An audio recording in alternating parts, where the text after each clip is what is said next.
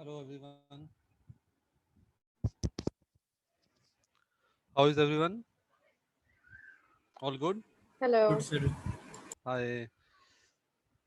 Okay, so I hope as in everyone is safe and sound given the surging coronavirus cases. So you need to stay at home and try to as in keep in touch of family, friend, and all loved ones.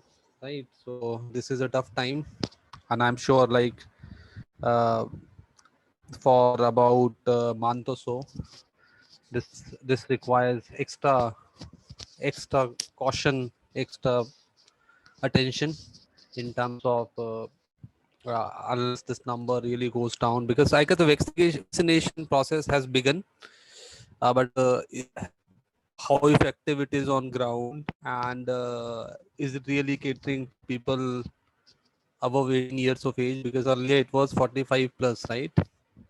So any idea like how it is going, and anyone has registered as of now for a vaccination?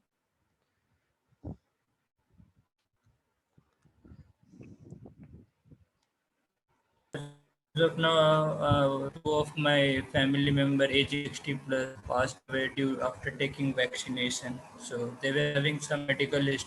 So uh, the day they took the vaccination, so uh, 24 hours later they passed away. Two of my known oh members. So that's the oh, that's very sad. worrisome news. Yeah, it's quite sad. It's because um, the vaccination, because what the government is putting, if it is due to vaccination, then it is really very sad. The whole idea of vaccination in the first place is to avoid these casualties which are occurring due to this coronavirus, right? So, but if vaccination becoming a cause of deaths you're talking about, then probably it is shocking. It's really uh, painful. I hope others. I'm not, because I cannot say about it, because the incident that you just mentioned, it is kind of a question mark on the vaccination. I don't know that, because there are a lot of things going in the minds of people, whether they should go for vaccination or they should not go for the vaccination.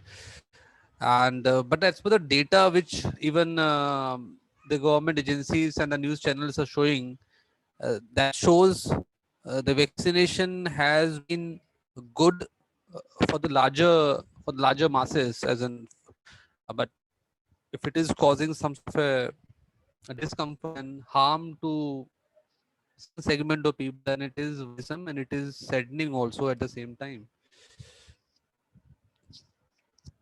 Okay, give me a second, let me open the slides and all.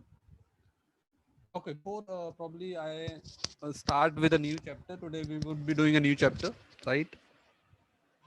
You, if you have any questions, doubts, we would be starting with those things first, and then we would begin with the new chapter. Give me a second. Let me just.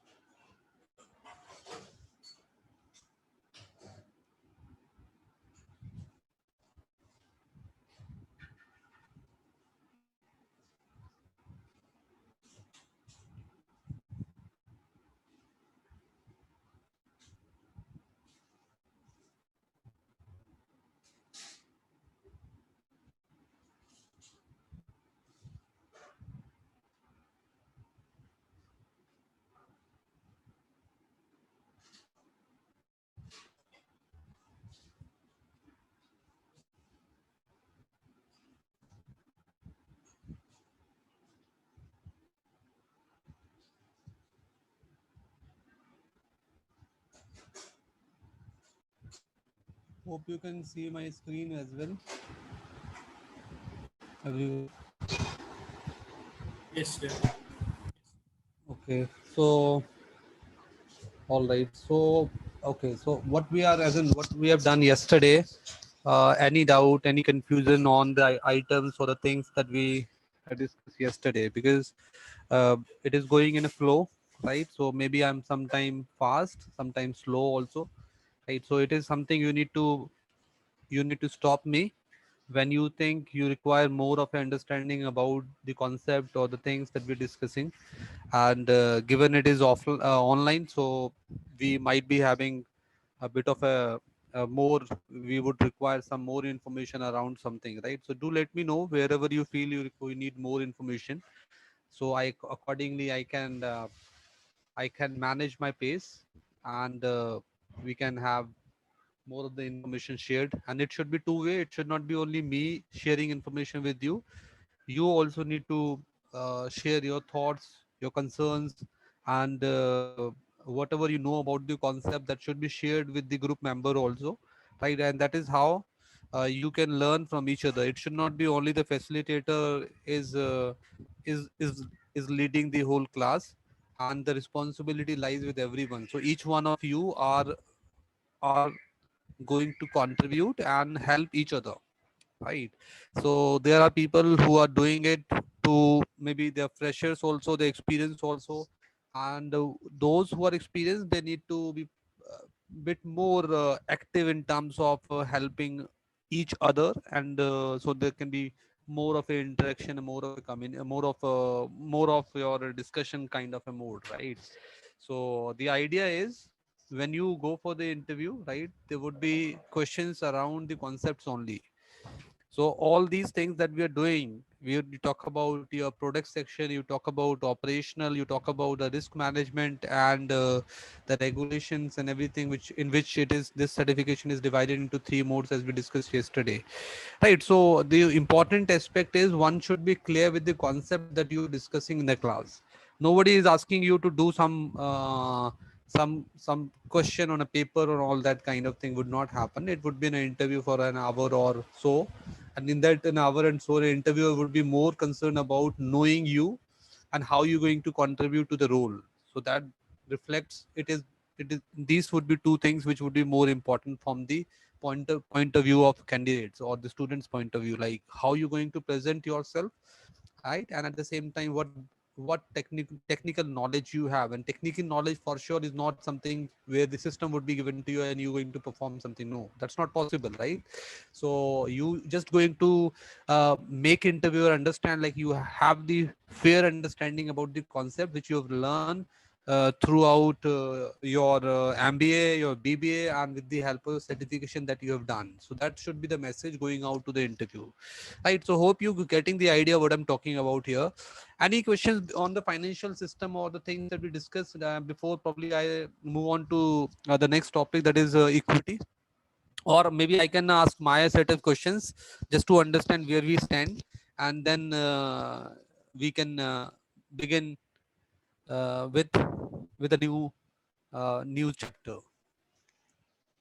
Sir, just one thing. I just want to know what kind of job role will be given to us if we are studying these things like financial system, equity, operations. So, what exactly will be our job role? Okay, so just to brief you on this front, so as I talked yesterday, right? So majority of the roles in India are from middle office and back office system, right? So so if you see, the middle office and back office jobs are available in India with the migration of these multinational banks to India, and therefore you would be going into all these operation areas. So there would be some process related to derivatives, that is purely working into derivatives. So if you have a fair understanding of derivative, that is we're going to discuss from the conceptual point of view, so you can make way into derivative process also. There are processes which are related to AML KYC only. So you need to have an understanding about the how anti money laundering KYC happens. So if you know that, you can also enter into KYC AML processes, right? and there are processes which are related to collateral management and ISDA. So these are the operation activity which would be in module 2. So if you understand what collateral management is and you know the finer aspects of collateral management, so you can fit into the role pertaining to that area, right? Similarly, if you have an understanding about fixed income, there is a process dedicated to fixed income only, right? There are processes which are related to corporate action. Corporate action is, as you not learned it as of now, so you will not be having as in the great detail, great knowledge about corporate action. So it is an action which a corporate or a company takes, right? So that for that on corporate action there are processes designed and available with bank. So after doing or having an understanding about corporate action, you can land into corporate action world also. So these are sub processes under the umbrella of middle office and back offices, right? So these all openings would be available where uh, you would be finally landing into. Okay. Okay, sir. Okay. Okay, so so just to touch upon certain points that we discussed yesterday. So when you look at the financial market, right, what are the best features of the financial market? What is so good about financial market or a financial system? Hi, Amit. Yeah. Uh, how are you doing today? Yeah, yeah. Yeah. I think apart from your points, the financial market gives us a leverage of limited liability. Mm-hmm.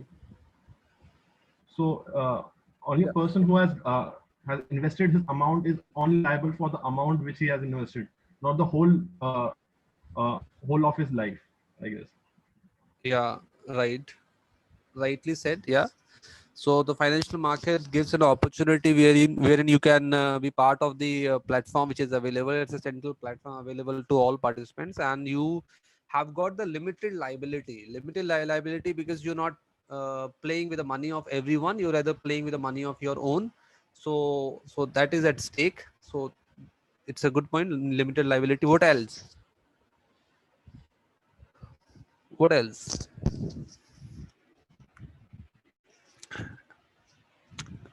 Everyone say it is not only one or two people who should be talking, it should be everyone.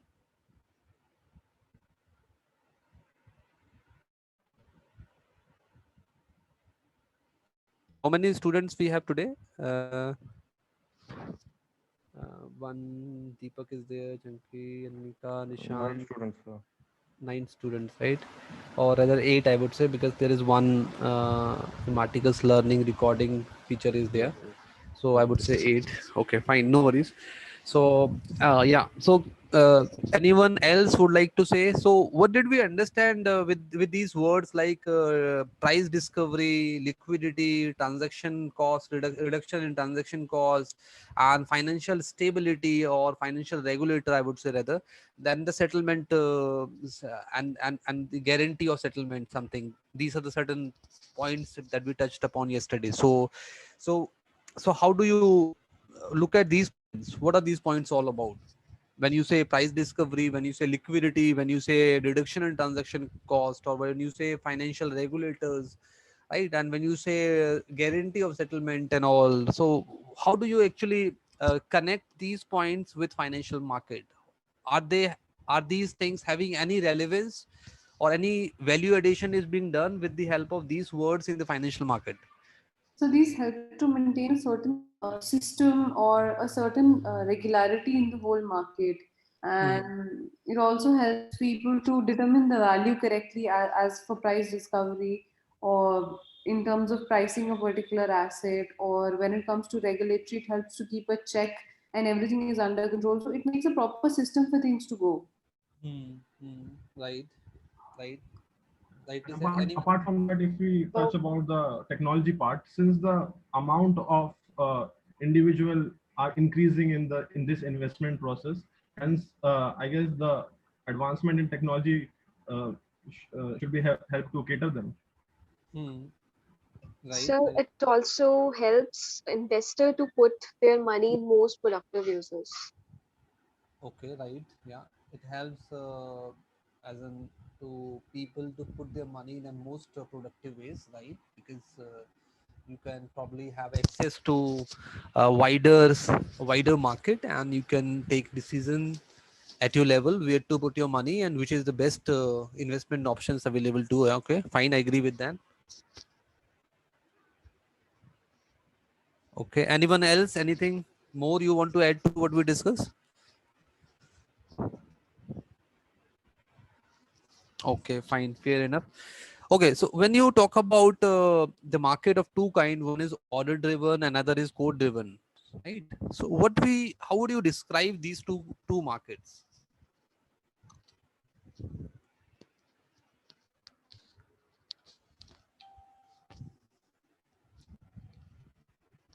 Anyone has any thought on these two terms that we discussed yesterday? One was the order driven market, another is the code driven market, right? So how do you see these markets work, and what are the good points or the benefits of these two different markets? So in an order-driven market, Yeah. both the price and the quantity need to be told to the Hmm. broker or whoever is dealing with a particular product, maybe shares or whatever. And Hmm. when it's a code-driven market, the prices are already when it's an order-driven market, the prices are already available, and we just determine the amount of quantity that we want to buy, whether it's shares, bonds, debentures, whatever. Yeah, right. Anything else anyone wants to add?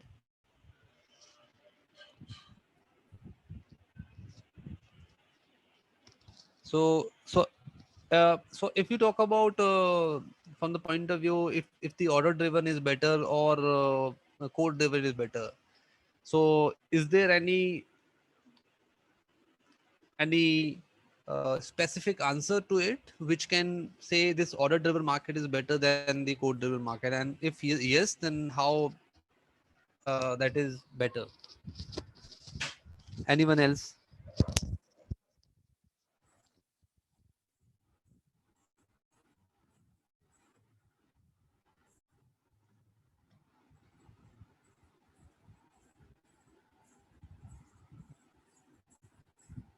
Okay.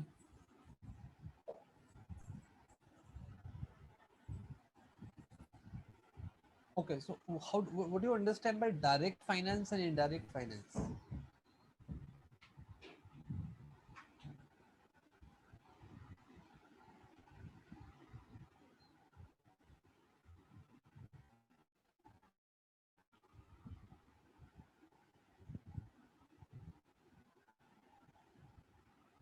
No idea. Okay, no Yeah, worries. direct finance is somewhere Sir, we where the discussed this financial yesterday. yeah, Yeah, you, yeah, can yeah. it's just like a financial intermediary is required in indirect finance. That's Right, right. No, we discussed it yesterday. So who said it? We discussed it yesterday. Sir, me. Sana, This is Rashi. Rashi. Yeah, we discussed it. I'm just as in sort of revising. It's a revision we're doing Okay. before we move on to the new chapter today, because it's not one thing, right? It's a lot of information was there from the point of your conceptual understanding, right? And as I said, when you go for the interview, it is more about the conceptual understanding rather than your as in doing it on pens on paper with the help of paper or pen, right? It is not going to work that way there. It is more of your explanation to the interview that is going to impress the interview, like you have a fair understanding. So we need to be on top of that. So that's the reason we are doing a revision, and it is sort of a thing that we all do with every class, right? Before we jump to the new thing, then we can actually have uh, and a clear understanding, are we really doing good or not? And another thing I would like to add here, like when we are doing chapters, there are assessments available after every chapter, like we are done with the financial market, right? So there is an assessment on the basis of the things that we have done yesterday. So what we are supposed to do, we are supposed to complete them. Why? One, because of the grading that you have. At the same time, it will also give you some more information, more points to you, right? So it has got its own benefits. One is your own knowledge point of view, another is the grading, because it should be done in a regular basis, and you would not be lagging behind. So it should not be like we have done 3 chapters and then we are doing it later.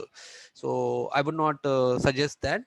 Rest depends on you, how comfortable you are with those quizzes and everything, assignments and all available there. Okay, fair enough. Okay, so Yes. how would you define custodian or custodians?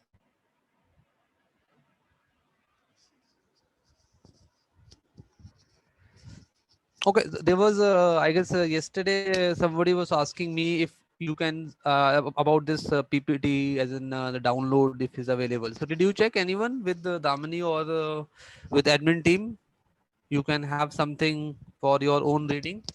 Well, we didn't got the access of LMS, I guess, at this point of time. Oh, okay. So you all don't have access to LMS at the moment. So okay, that's one thing. So you need to, as in, so did you drop some message, some information to admin team or Damni so that she can resolve it at the earliest?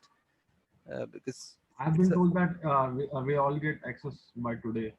okay. That's great. That's fine. So okay. So hopefully it is sorted today, and then you can see if you can get some other material if you need require that in terms of PDF and all that you were saying. If that's possible, perhaps admin team or Damni can help you on that front also. Otherwise, LMS would be there, right? So LMS will will will complete all the things that we are doing there, right? But if in case, so Damni has already sent. You will get today only LMS access soft copy as well. There would be a soft copy given to you, so you can also um, go through with the information available on soft copy. That will help you understand the concept that we're doing. That would be more detail in terms of more information would there. LMS has got has not got detailed information. It has got pointers only. On the pointers we have we have more information. We discuss or share that information with you. But when you talk about the PDF copy and all, so that would be having a bit more information attached to the concept that we are doing. Okay, so how would you define the custodian? So custodians are those who are going to keep your asset and safeguard. Yeah, right. And how would you define clearing agents?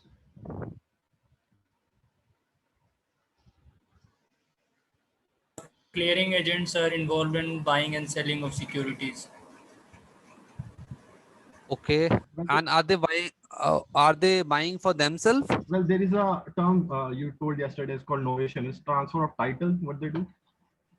Yeah, yeah. Anyone before I probably talk about it? Anyone has any clue about novation? We talked about what is novation as a term.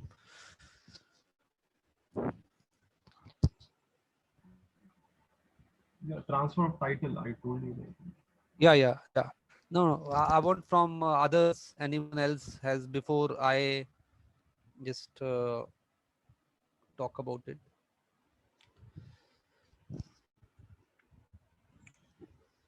Anyone remember it? Maybe. Okay, so novation we talked about. Let's just try to understand with the help of some as an example. One second. So this is client A. Okay, here you have client A, and here you have client B. Fine, and client A puts an order of 100 shares. Okay, 100 shares SBI, 100 shares at 350. Okay, so this is the order by client A, and similarly there can be an order from the client B. It can be your SBI at this it's the order. This is a buy order, right? And this is your sell order, and the sell order is just give you trade details. SPI is the share, right? And the price again, it's 100 shares at 351, right? Right. So this is the order that two parties have put into, have placed on exchange. So this party wants to buy 100 shares of SPI and at the rate of 350, right?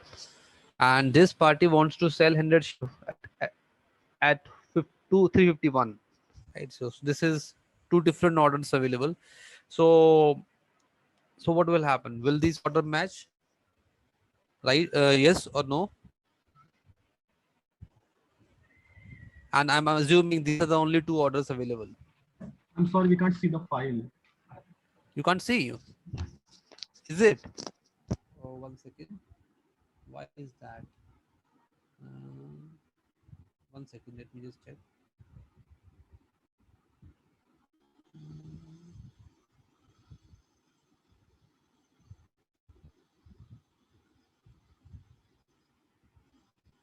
And can you see slides? No.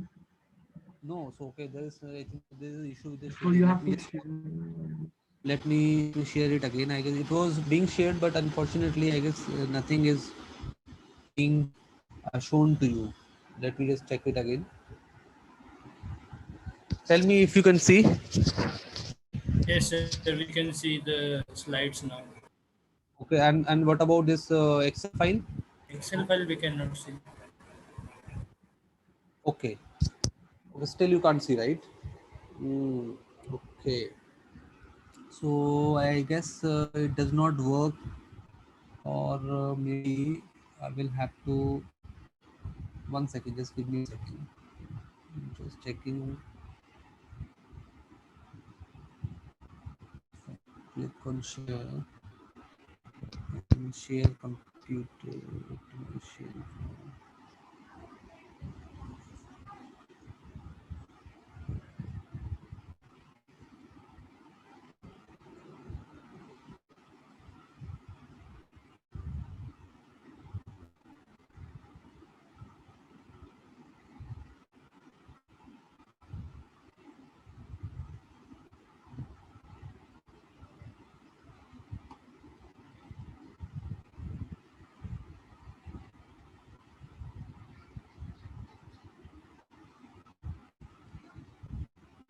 And I guess now you are able to share my you are able to see my screen as a next file, right? Yes, sir. Yes, sir. But I think now are you able to see slides also at this moment? No, sir. Only Excel No, it's file. Excel file. Because there's some problem with this sharing wherein it can only show you one thing at a time. So it's in fact it is just giving me an option to share one of the screens only. So I can share you either Excel or the other as in the LMS screen. So I'll see like how if we can sort it out. But at the moment we are discussing this example, so I'll just show this. Then will share your PDF later. So this is one client, client one, client A is here, right? So he has placed an order of buy order for SBI shares, 100 shares at a rate of 350, and there is another order from another client B, and this is the order, right? So the client B is selling 100 shares and at 351 rupees, right? So will this order match, do you think? No, sir. It will not match, right? Because it is for the obvious reason, because the price is not matching. So as long as the price is not same, so order will not match. So now let's make it 350. I make it 350. So now will this order match now? Yes, sir. Yes, sir. Right. So now it is matched, right? And once it is matched, it will go for clearing and settlement, right? Clearing and settlement will take place now. So when it is going for clearing, so clearing basically means the clearing corporation sitting here, corporation sitting here will ensure with client A, the client A has got enough cash in its account, right? So they are supposed to have 100 multiplied by 350. So this is the cash which client A should have in its account. Similarly, corporation will also check if the client B has got 100 shares of SBI, right? So this is what the clearing corporation will do. And by doing this, what the clearing corporation is exactly doing, they are ensuring the clearing is smooth. So the clearing corporation first does clearing and thereafter it does the settlement. So this process of ensuring the each client has got the requisite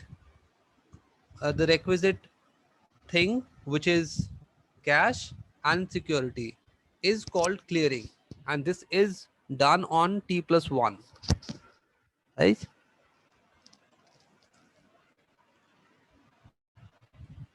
This is done on T+1, and once this is done, the settlement will take place.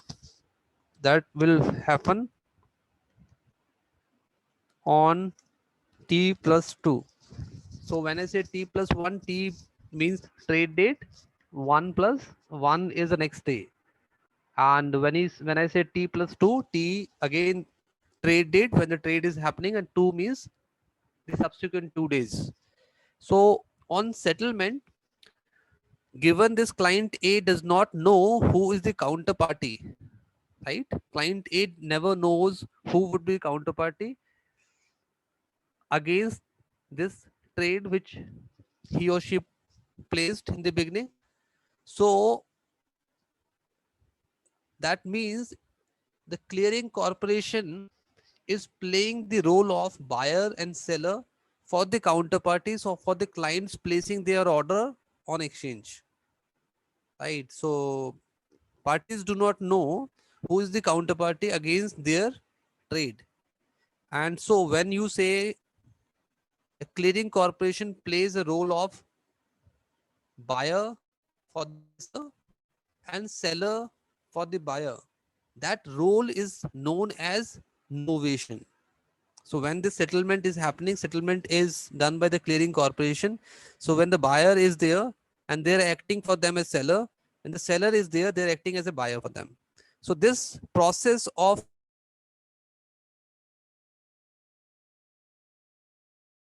a novation process, this activity is called novation. Hope it is making sense. Everyone clear with this thing? Novation? Sir, can you repeat novation process? Yeah, absolutely.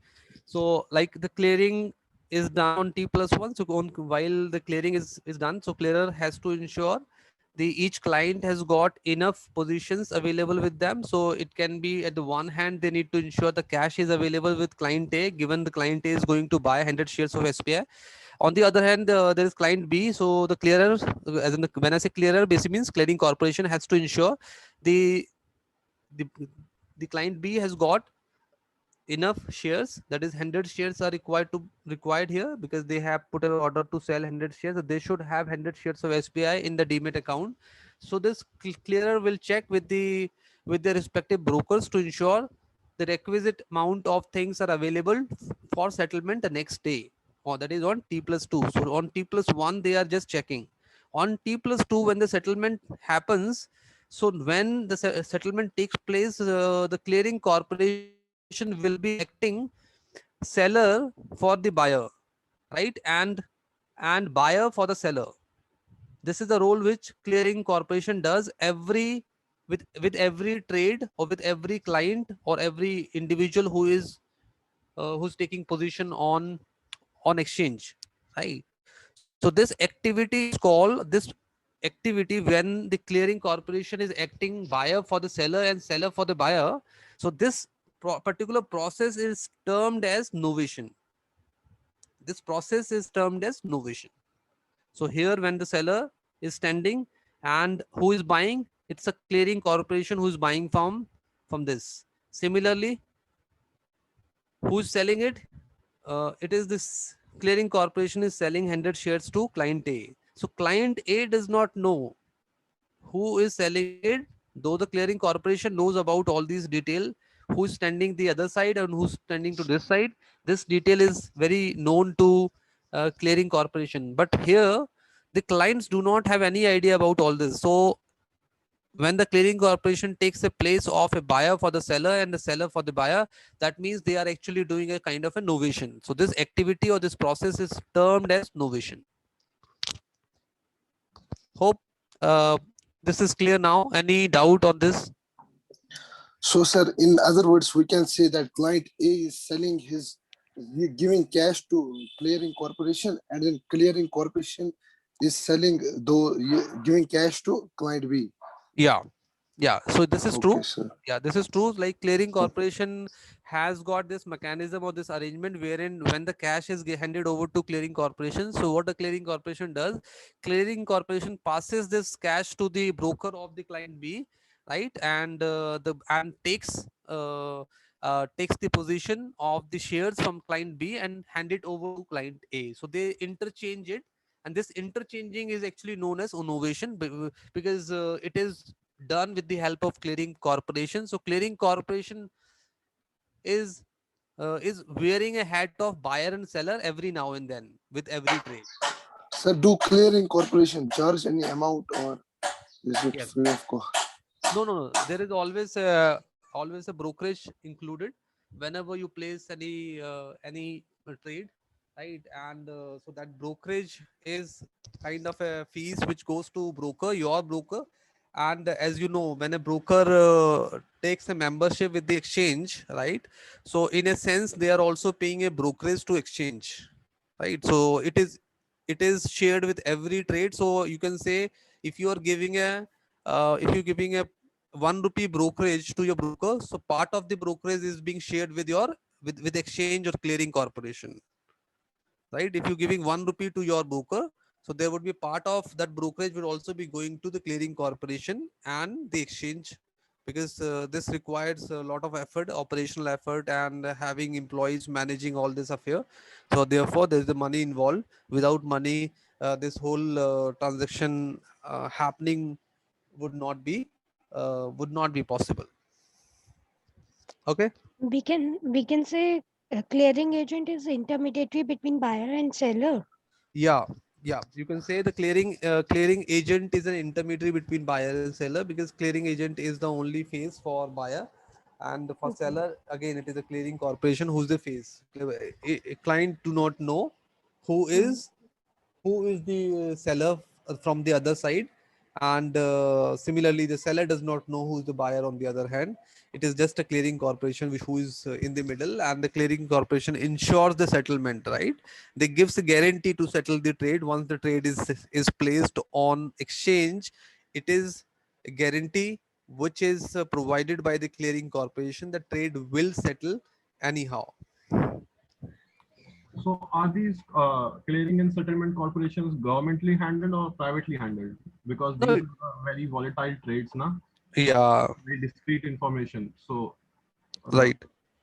So clearing corporation is a government body. So this government clearing corporation of India, right? So that is in the middle, and that is you can say it is the government body. It's not a private body, but your broker is also acting as a clearing agent. So the agent can be a private firms, private financial institutions can act as agent who are kind of involved in the facilitation of the settlement, because clearing corporation can give a direction, and it is ultimately passed on to the respective broker of those clients, and they are acting as a clearer also and broker also, right? So they need to honor those instructions which have been sent by the clearer to the broker, and the broker would be executing those instructions which have come from the clearing corporation. So in a sense they are agents to the clearing corporation, which are your brokers only. At the other side, they are also acting as a clearing agent.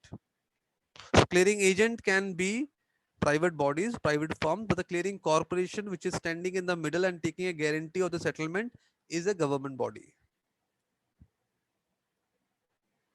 right? Okay. So they need to get a license for that. Yes, they need to get a license for that. They would need to pay a fee for that, right? And then they can like a depository agent. So depository, we know there are only two depository. Uh, the one is CDSL, another is your NSDL, SBL. right? Similarly, you can get you can become a depository agent also. Your broker take a take take license from depository agency, the depository institutions. These two are the main ones, so they give licenses to the other agents. They can further become the agent to the these two depositories. Similarly, the clearing agent can also be there to clear the trades. Hope it makes sense.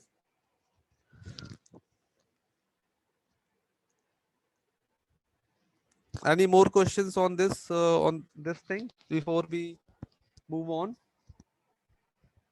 No, sir. Okay, fair enough.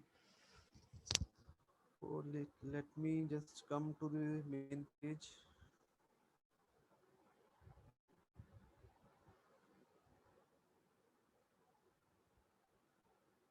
Okay, so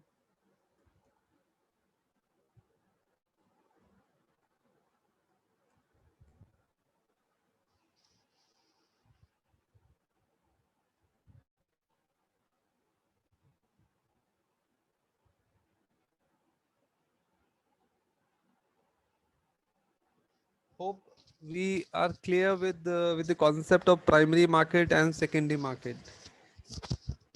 What is the primary market and what is the secondary market? This we understand now. How the IPO is done, this is something we are supposed to do. We have not done it today. We have not done it yesterday, so we would be touching upon IPO and the process today. And but hope by now everyone, I'm not talking about only few people, I need to understand it from the point of view of everyone in the class, because everyone needs to be thorough with what we are doing from the conceptual point of view, right? So you understand what primary market is, why the primary market is there, and why the secondary market is there, and which market they fall into, right? So all these things should be clear to you. Money market, what money market is all about, right? Maybe you're not clear with these products, which is fine, because we have not touched upon money market as a entire chapter. But just as a definition, probably what money market is, why the money market is there. So these are basic questions which you should be clear with at this moment. And when we do the money market, then we would be understanding the detail about these products that are there in the money market segment. Order driven, code driven, we have already talked about. Okay, so let us begin with a new chapter now. And there are okay, as of now you don't have access to LMS. When you have access to LMS, you can also access to videos which are available in this uh, portal. So there are videos which maybe you can go through whenever you have time.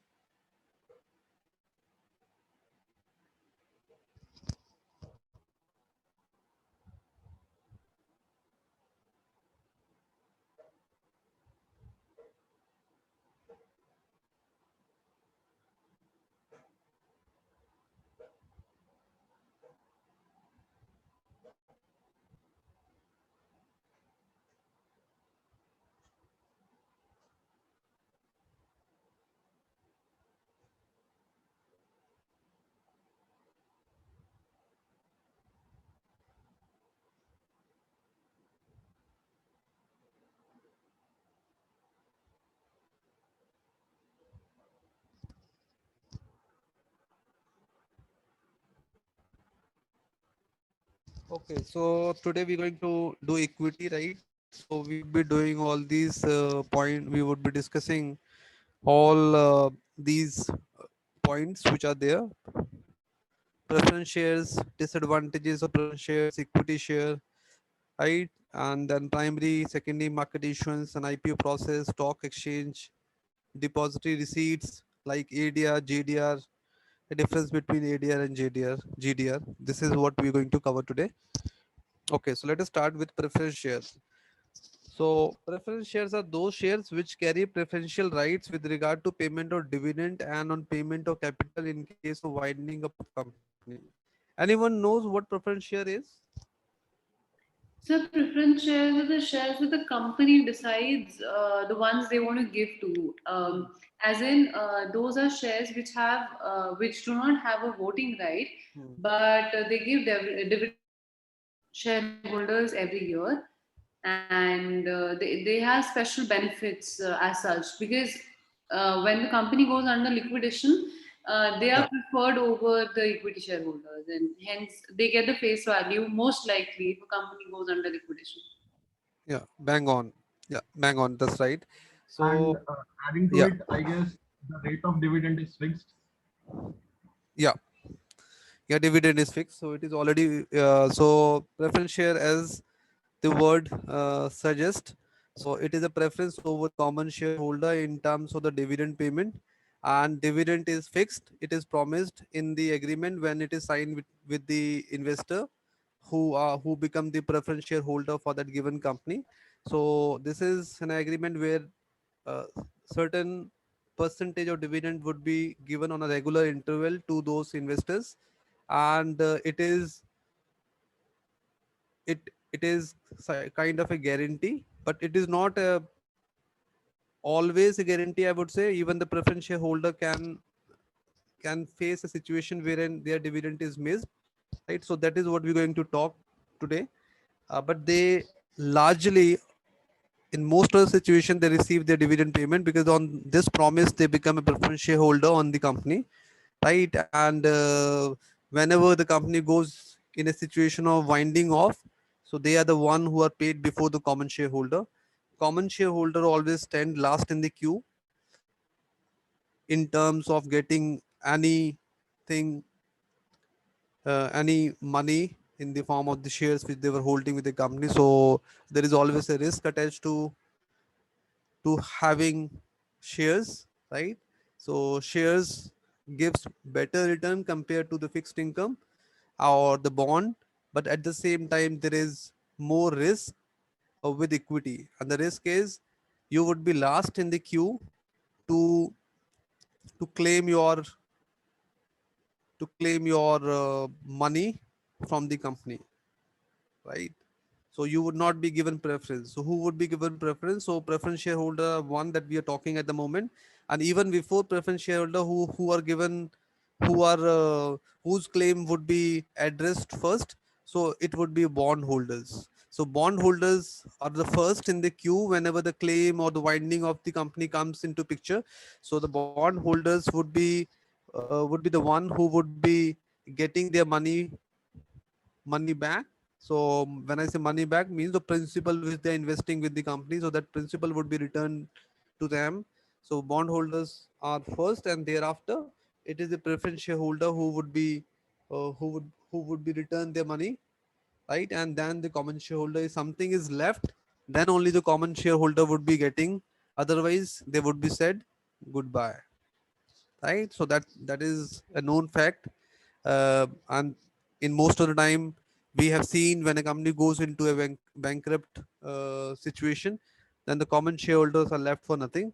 So that is how the claim is processed uh, to the different shareholders or stakeholders for the company. Okay, so rate of dividend on these shares is fixed, and dividend on these shares must be paid before any dividend is paid to ordinary shareholders. So this is a must condition, you can say. So if a company today, there is a company who decides to make a payment to its shareholder, right? And when they decide to make a payment to the shareholder, the first thing is they need to make a payment to the preference shareholder. They can never afford to skip it and go directly to the common shareholder and make them payment. And forget about their preference shareholder. So the first thing will be making payment to the preference shareholder, then only they can reach out to their common shareholder and announce dividend to them. So that is how the process is there for this preference shareholders. Directors, however, may decide not to pay any. So okay, there is another statement that we were talking. Directors, however, may decide not to pay any dividend to any class of shareholders, even if there are sufficient profit. But if anyhow they decide to pay dividend, the preference shareholders will get the priority to pay the ordinary shareholders. So this is the same thing that we discussed here, just with different statements there. So as we discussed, like there can be possibilities, there could be situations where payment to preference shareholder is also not made, and if that's the case, then there would be no payment made to the other shareholders also. So that's quite obvious, because if preference shareholders are not being paid, who are first to be paid, then the ordinary shareholder would be paid. It is for sure, right? Okay, so now we talk about four different type of preference shares, right? And that is something you need to as an understand and remember also, because if there is a question, can you please let me know about the types of preferential shares, right? So then you're going to describe all of them, the four that we're going to now discuss. So there is one cumulative, there is another one non-cumulative. So it will go in, it will be, it's a difference between one only, the cumulative and non-cumulative. Then there is redeemable and irredeemable shares. Then we have convertible and non-convertible. Then you have participating and non-participating. So these are the only four types of preference shares that we have when we talk about the preference share. These are the four kind of preference shares we have, right? So let us talk a bit more about these four type of preference shares one by one. Okay, so let us just look at this slide and understand what this is all about. So dividends which are paid in the years the company makes a loss, dividends which are not paid in the years the company makes a loss, right? Such missed dividends are accumulated and paid together in the year the company makes a profit, right? So this is what the cumulative share, preference share, not share, I would say cumulative preference share is all about. So let us take an example. Company does not make profit for initial 3 years, right? One, two, three. So in that years, possibly the company does not make any payment to its preference shareholders. There is no payment made in first year. There is no payment made in second year. There is no payment made in third year also. And in fourth year, the company makes a profit. So company would be making the missed dividend, as in they would be making, they would be paying for the missed dividends also on fourth year when company is making profit, right? So that is what the cumulative share, cumulative preferred share is all about. Non-cumulative shares, as if you're clear with this, then you are largely clear with this also.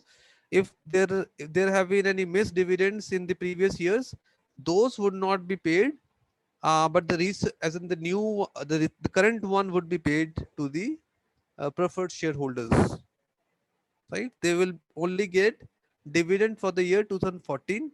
So it is based on the example here only. If you look at this example, dividends are not paid for 12 13 when when the dividends are finally paid in 2014. The cumulative shareholders will receive dividend for 2012, 13 and 14, right? But in this particular, if this is for the cumulative share, and here it will not be paid for 2012 and 13, it will just be paid for 2014. Clear? Any doubt, anything not clear? Yeah.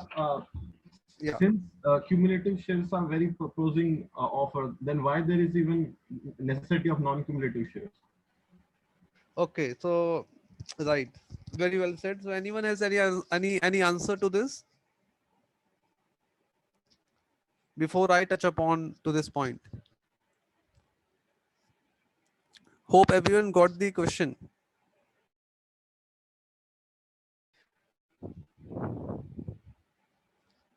So, so the question is, when you have a cumulative share as an option, why why an investor would like to go for non-cumulative shares as an option, right? Is this right?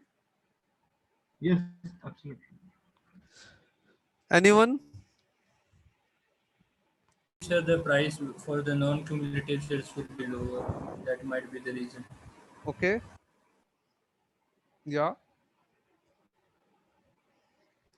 Anyone else?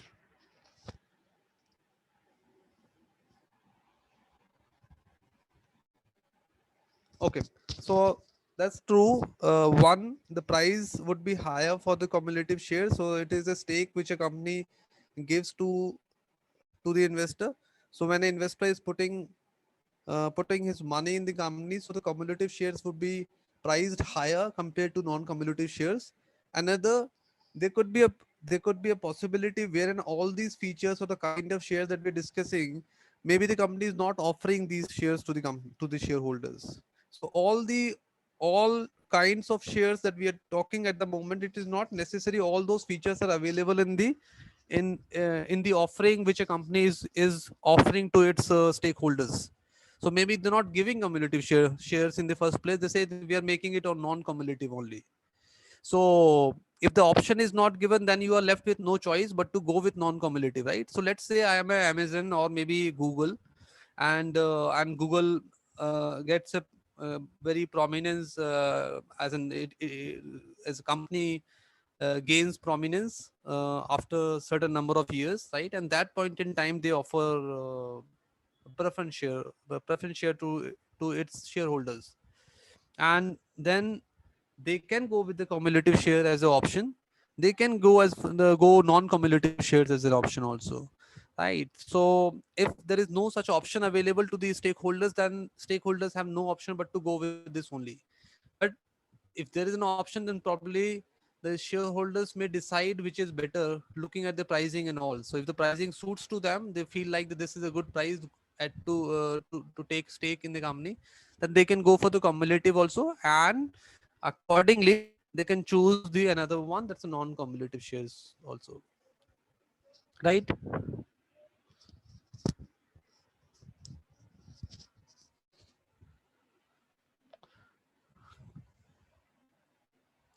Okay.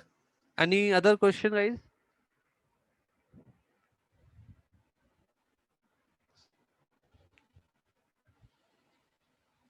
Okay, so let's move on to the next one. So this is redeemable and irredeemable shares. What is redeemable? Shares which are redeemed by issuing company at future date. The price is also pre-agreed in rare cases, usually redeemed after 20 years. Irredeemable preference shares are not redeemed by issuing company, and they are only paid back at the time of liquidation. So it is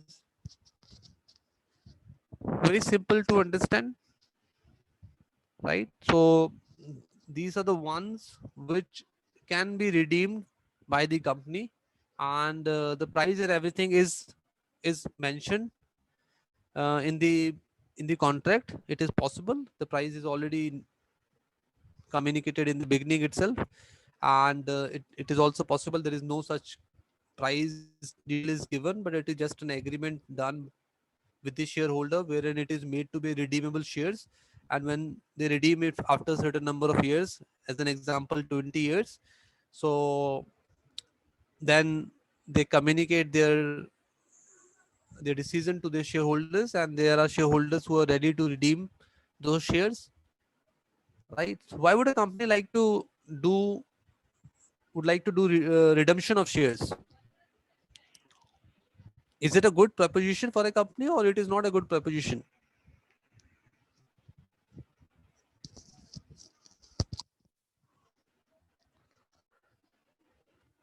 Any thought?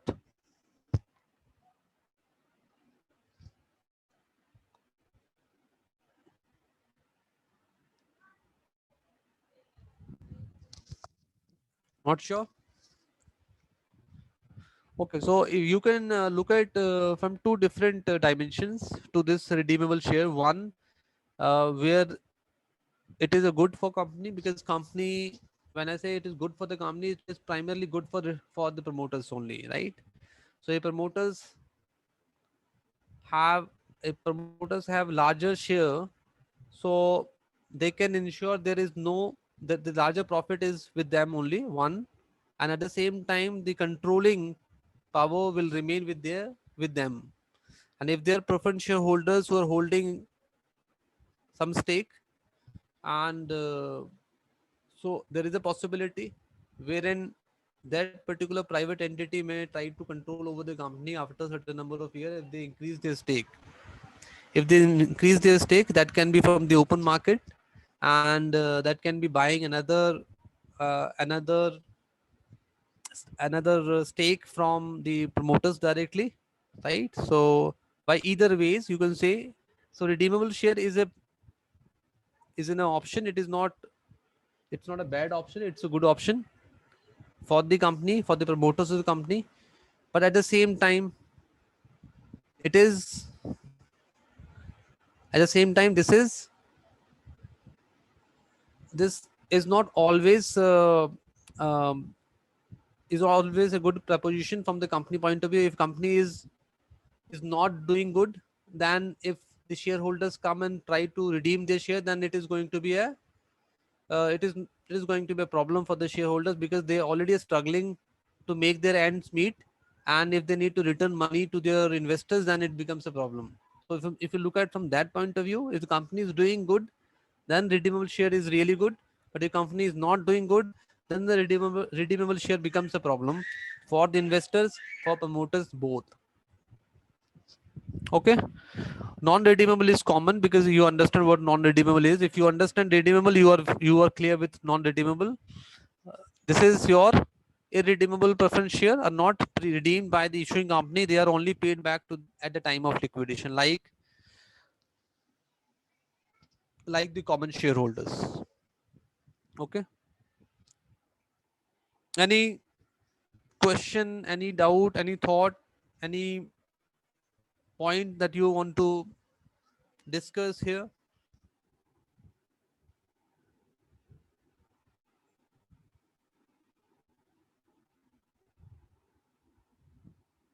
Okay, so let's move on to next slide if it is all good.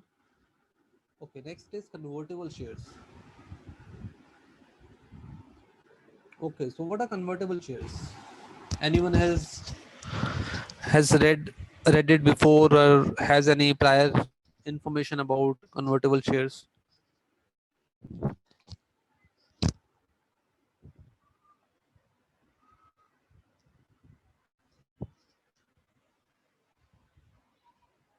Okay, fine, no worries.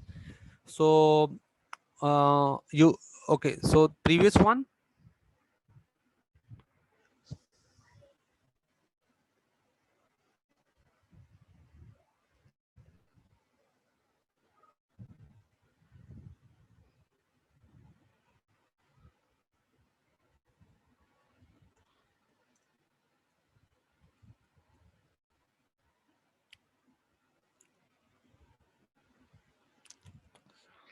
Okay, so what are your convertible shares and non-convertible? So convertible has, if you when you look at the word, so convertible means the shares which can be converted into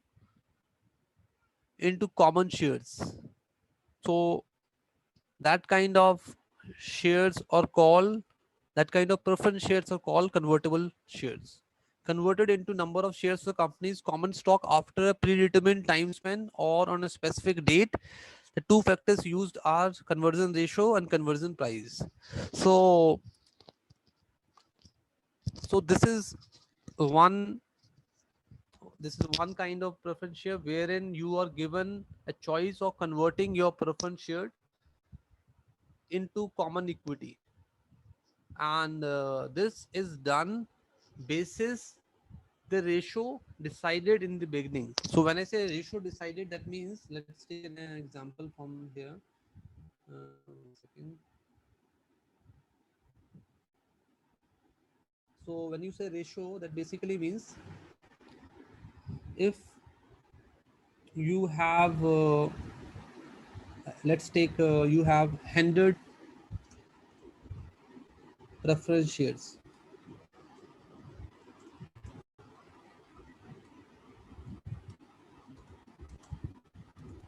Right, you have 100 preference shares. So now the ratio given is 5:1. 5:1. So basically that means for every one preference share you can have 5 common shares, or you can say 1:5 or 5:1, whichever way you want to say it. Right, so that basically means you can get 5 common shares for one preference share. So if you are having 100 shares, you would be getting 500 shares. So this ratio is decided in the beginning only, and company mentions all this thing in the contract when they are dealing with the investors and giving convertible preference shares. So they would also be mentioning about a given ratio, in what ratio they're going to convert it into common equity uh, when the conversion takes place, and that the time frame is also mentioned. It would be taking after 4 years of time, 5 years of time. So that is already given and mentioned the agreement in the first place when this kind of a share is offered to the investors, right? So जब ये share आपका investor को start beginning में जब ये दिया जाएगा, तभी कन्वर्जन रेशियो का उस एग्रीमेंट में मेंशन कर दिया जाएगा कि किस कन्वर्जन रेशियो पे मिलेगा ये इन्वेस्टर को after certain number of years. कुछ सालों के बाद जब ये कन्वर्ट हो सकता है कॉमन इक्विटी भी, तो किस रेशियो पे मिलेगा, so that will be mention, right? Clear? Anyone has any doubt? Clear, sir. Okay, okay, fine. So non-convertible, one second.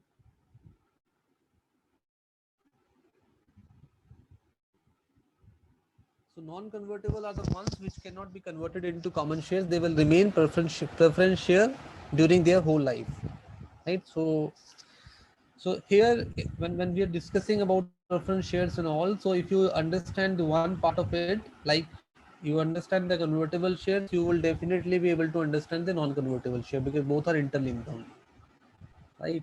So let's move on the last one, participating shares. So shareholders can participate in the surplus profit of the organization even after dividend for equity shares are paid. Sometimes are also paid the extra dividend which is paid to the equity shareholders, right? Receives a fixed dividend, does not participate in any surplus dividend in case of non-participating shares. So what do you make of this particular kind of share? What do you make of this kind of share? I guess the even after distributing the dividends, if the amount is remained, it will be just sent to these shareholders. Okay, fine. Any other thought?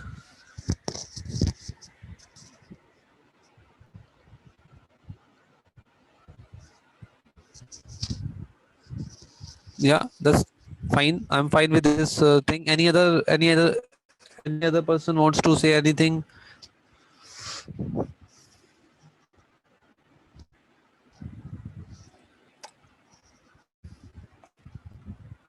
Okay, so let me just talk about it.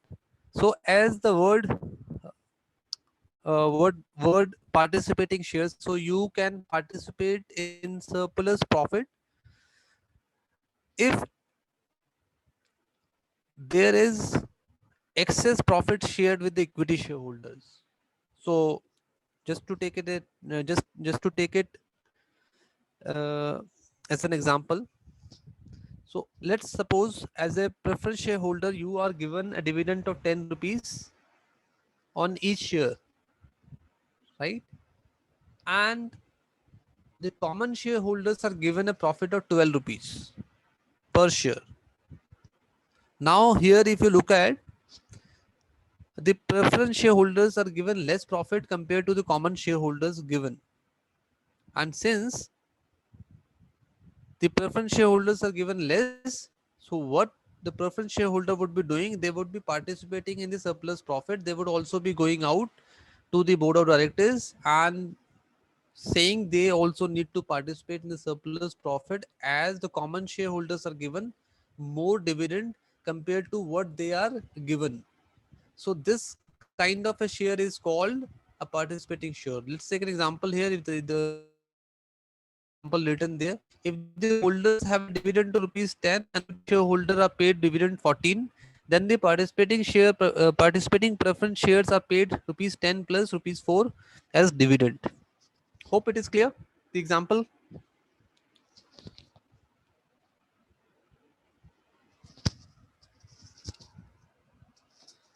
Okay, so this is the beauty of this participating share preference share, wherein in case the dividend payment to common shareholder is more, then they can also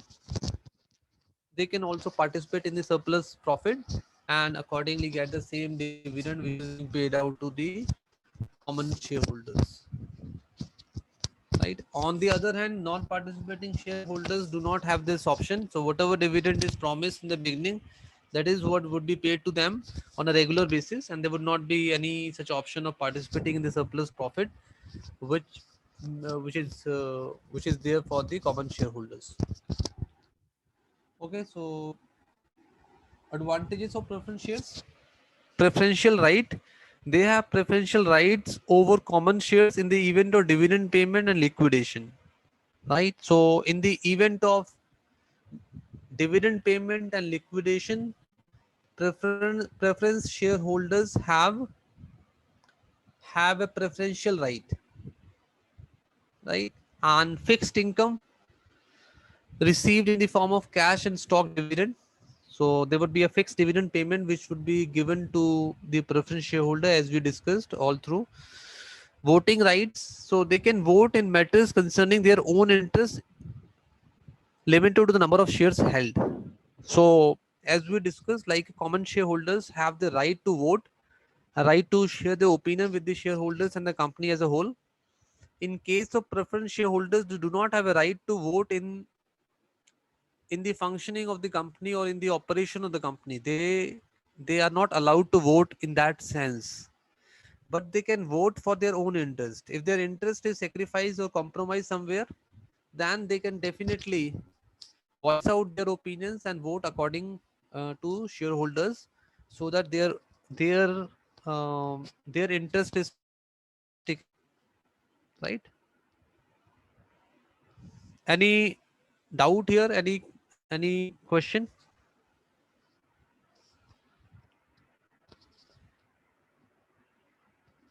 Right, so clear everyone? So preferential right basically is on dividend payment and the liquidation. So whenever the liquidation take place, so they would be standing ahead of the common shareholder to avail the claim which they have on the company, and there would be a fixed income promised to them that would be paid out in a regular basis. It can be in the form of cash, it can be in the form of stock, but it would be paid on a regular basis to them, right? The voting rights, there is no voting right in as such in terms of voting in the concerns or matters pertaining to the company, but they have all the rights to vote in their own interest. Basis the number of shares they are holding, they can vote those concerns, and those concerns can be addressed accordingly by the company board of directors and the company as a whole, right? So this is all about in terms of the advantages of preference shares. Moving on, what are the disadvantages of preference shares? So these are disadvantages. No voting rights. They can only vote in matters concerning their own interests, not otherwise, right? Since dividend is fixed, they may receive fewer dividend if the company issues higher dividend to common shareholders. No claim over surplus, no guarantee over asset, right? So this is, so when you talk about fixed income, so that basically is not applicable for participating preference shareholders. It is other than the participating share preference shares. So participating share preference shareholders, they can definitely participate in the surplus profit given to the common shareholders. On that, they have equal right, and they can participate in that uh, surplus profit shared with the common shareholder. Other preference shareholders point of view, like cumulative preference shareholder, redeemable preference shareholders, unconvertible, so they do not have this right. So whatever dividend is promised in the beginning, that is what is going to shared with them, and they would have to be they would have to be happy with that, right? Okay, so anything not clear, any doubt, anything you want me to stress upon, or maybe want to repeat before I move on?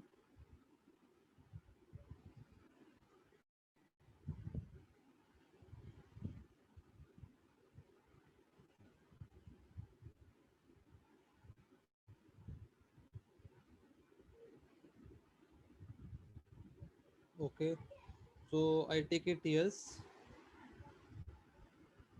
Let us move ahead then. Okay, so these are the differences which are given in one page about the equity shares and the preference shares. So dividend on equity shares are paid after dividend on preference shares are paid, right? Preference shares are paid dividend before equity shares. That's the same statement in other ways. In other words, a rate of dividend is decided by board of directors. Our rate of dividend is fixed at the time of issue. Equity shares cannot be converted to preference shares. Convertible preference shares can be converted into equity shares. Equity shares holders have voting rights, and preference shareholders do not have voting rights except for matters concerning their interest. At the time of winding up, equity shareholders are paid after preference shareholders. At the time of winding up, preference shareholders are paid before equity shareholders. So these are all points that we talked in the previous slides. It is put into one page so that you can just remember them, and do not skip to mention while someone asks you what are the differences between these two kind of shares, equity share and preference shares. So you can just put across your points right away. Okay. Any doubt, any question here? Just let me know if you have any doubt. I'll move on. Okay, given that company has decided to make available an amount for distribution, this is the order in which the funds are allocated. Cumulative preferred share, preferred stock, non-cumulative preferred stock, then other preference stock, and then the common stock. Okay, so this is the order in which the payment would be allocated to the holder of the stock. Okay, equity. What is equity now? Equity is also known as common stock or ordinary share capital. Equity represents a part of the total share capital of the company. Raising capital by issue of shares is the most important method of raising long-term funds. Those funds can be invested in permanent assets like land, building, plant, and machinery and furniture, etc. Company can issue two types of shares. One is preference, another is equity. Equity is nothing but ownership in a business.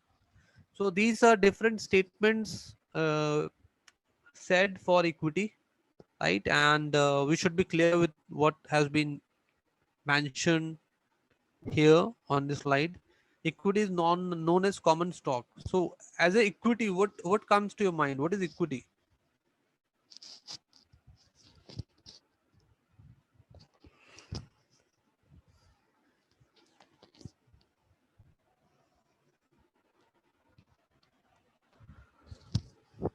Right?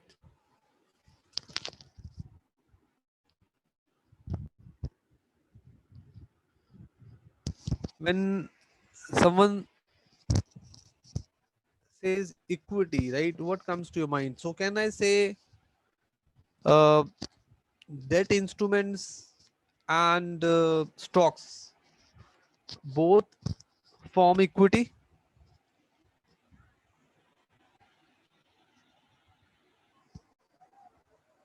Right, wrong, maybe Yes, sir.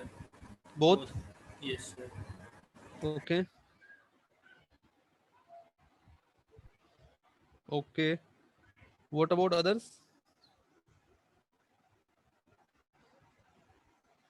So if I club um, stock and bond, so both will form equity, or is it just one of them, or it is just or it is just stock, or it is just bond? Well, bond itself is a liability for a company, Okay. and equity is an equal proportion of that company, na? So Hmm. I don't think so that they can be comparable, because first, Uh, if they have to pay, the bondholders will get the money.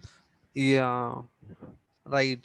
So you cannot club bond and equity, bond and stock, or bond and share. I would say stock and share is one the same thing, right? So bond and stock cannot be clubbed together and put under equity. So equity, if you say equity, equity means ownership, right? Equity is the ownership in the company. And as a shareholder, when I say shareholder, so you, when I say share means you are sharing something. When I share something, so you are partly the owner of something which you are sharing, right? So if you look at this example here, if you hold 10 shares of XYZ company out of total 1000 shares floated by the company, you are 1% owner in XYZ business, right? So if you just go by this statement and this example here, so this very clearly explains. So when you are holding the shares of a company, so you, and this especially goes for the common shareholders, it does not go for the preference shareholders, because preference shareholders do not have this option of claiming ownership. They can claim their own interest, but they have no authority to claim the ownership on the company, right? So this is good or bad, you can say whatever you want to say for preference shareholders, but preference shareholders do not have any claim on the company. But as a equity shareholder, you are the, you are considered to be the owner of the company, and you are owner uh, uh, by the number of shares you're holding in the company, that will represent the percentage of ownership you have in the company. So if you're holding uh, if there are 1000 shares and you are holding 500 shares, that means you are 50% owner of the company, right? You become the 50% owner of the company. So if you are holding 10 shares out of 1000, you are just a 1% owner of the company. So that is how this equity represents an individual's ownership in the company. That equity represents a part of the total share capital of the company. Raising capital with the issue of shares is the most important method of raising long-term funds. Those funds can be invested in permanent assets like land, building, plant, machinery, furniture. So when the funds are raised with the help of equity, what those for what purpose those funds can be used? It can be used for expansion of your business. It can be for for other purposes like having more land, having a new plant, right? So that is also in the form of an expansion only. It is kind of an expansion of the business, right? So and maybe for reducing debt also, you can raise equity for a reduction of debt in the company. That is also one of the reasons why equity is raised, right? And the two kind of equity we have already talked about. One is preference equity, another is common equity, right? And equity is nothing but the ownership in a business, as it is mentioned here. Hope everyone is clear with these statements and terms that we are discussing here. Equity का मतलब क्या हुआ? It's ना ownership, आपकी company में ownership है, right? और कितनी ओनरशिप है वो दैट विल डिटरमिन, ये पता लगेगा आप कितने शेयर होल्ड करते हो कंपनी में. And and you are invited to vote you are invited to vote in the matters concerning to the company every now and then for the corporate actions which a corporate does, and that in itself reflect you are the owner of the company. That is the reason every now and then, whenever there is a matter which is a discussion for, which is a matter of discussion for the board, and that is also discussed with the shareholders of the company, and with a vote that is passed, and accordingly the next course of action is taken basis the opinion of vote coming from various shareholders of the company. Clear? Okay, moving on. Equity, stock, shares. Stock is a share, is the ownership of the company. Stock represents the claim on the company's assets and earning. Right. So you can call it equity, you can call it stock, you can call it share. It is one and the same thing. Whether you say shares, equity, stock, it all means the same thing, right? You may call it shares, you may call it equity, you may call it stock.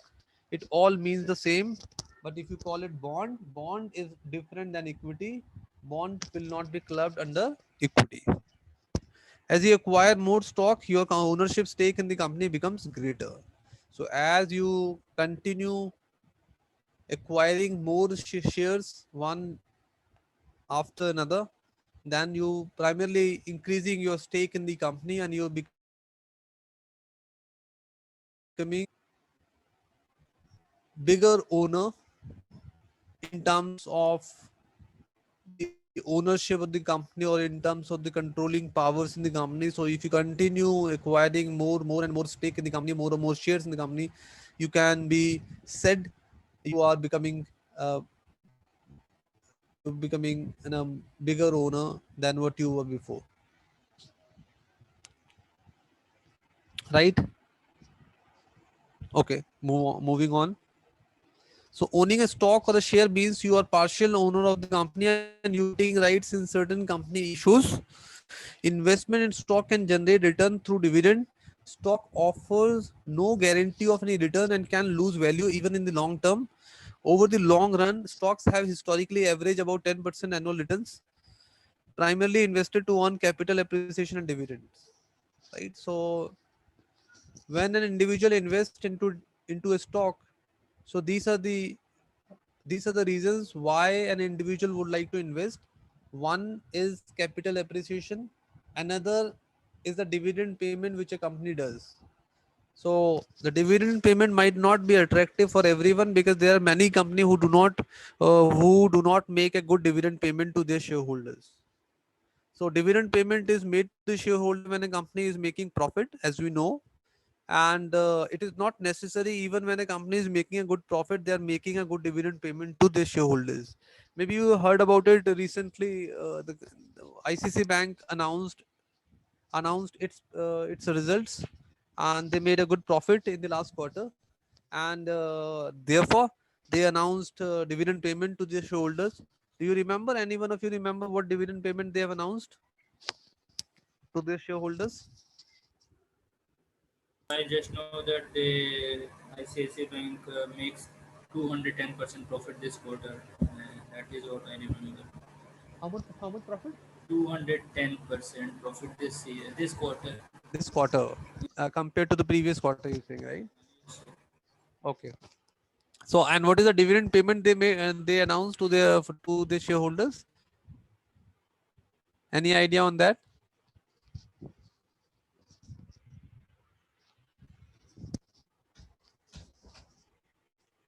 Okay. So the dividend payment announced is 2 rupees per share. Okay. So if you are having 100 shares of that company, so you are going to receive 200 rupees as the dividend payment on the back of those 100 shares, right? So some people would say that's not attractive. But if you are holding, or you have acquired n number of stock for ICC Bank, then even a 2 rupees would be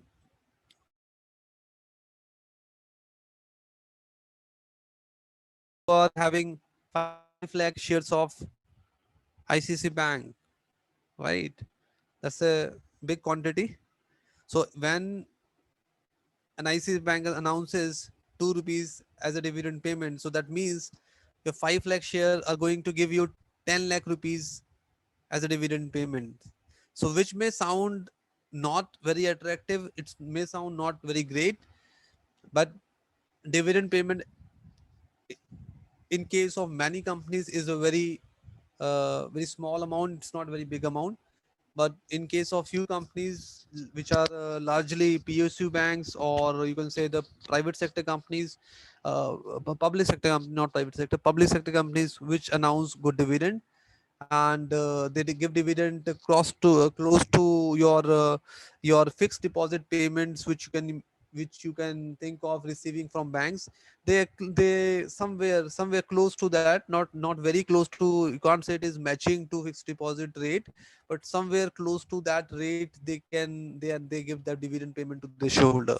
So especially if you compare with the private banks usually do not offer that great, private banks or private companies do not give that great dividend payment to their shareholders, right? So that is how it is. So dividend payment is not the only way you earn on share. So the major motivation for a shareholder to invest into, or an individual to invest into share, is the capital appreciation, not dividend, to be very frank on this aspect. So given the equity market has more um, more chances of capital appreciation, therefore investors invest with the same hope they would be able to make money.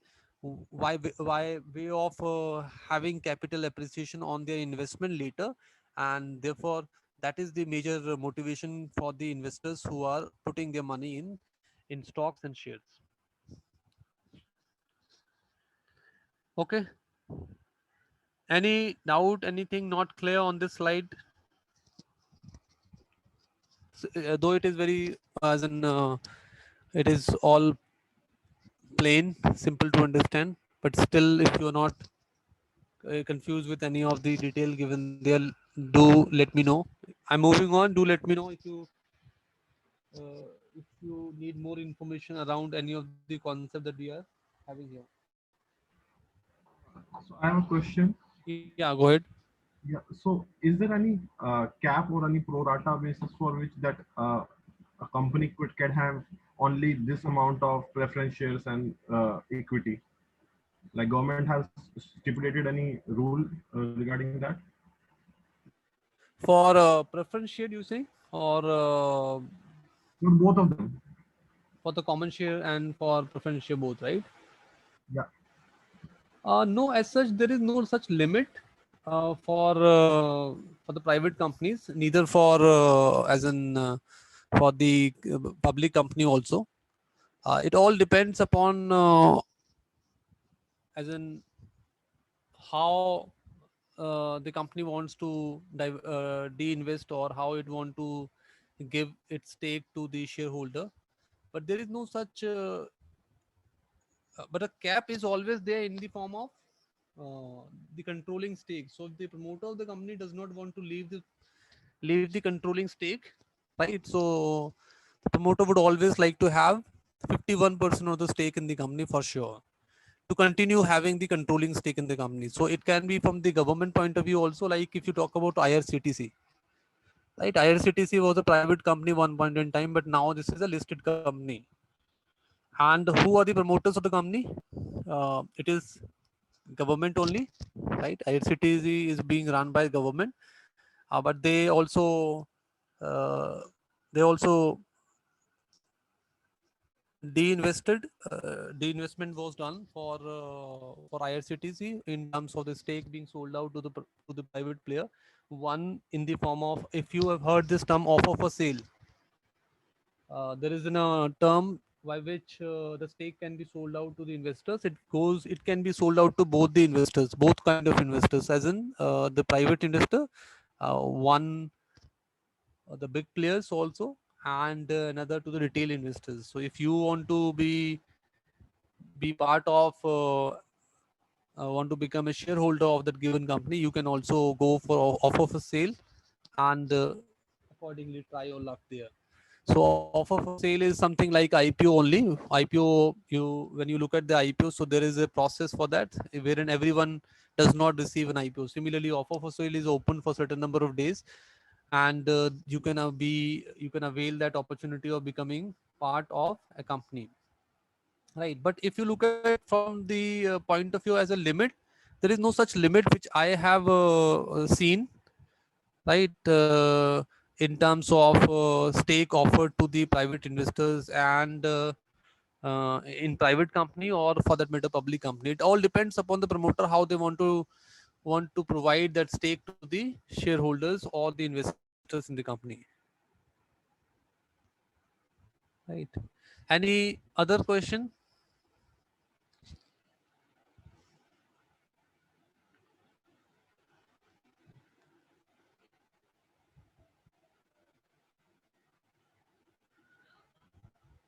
Okay, so I move on.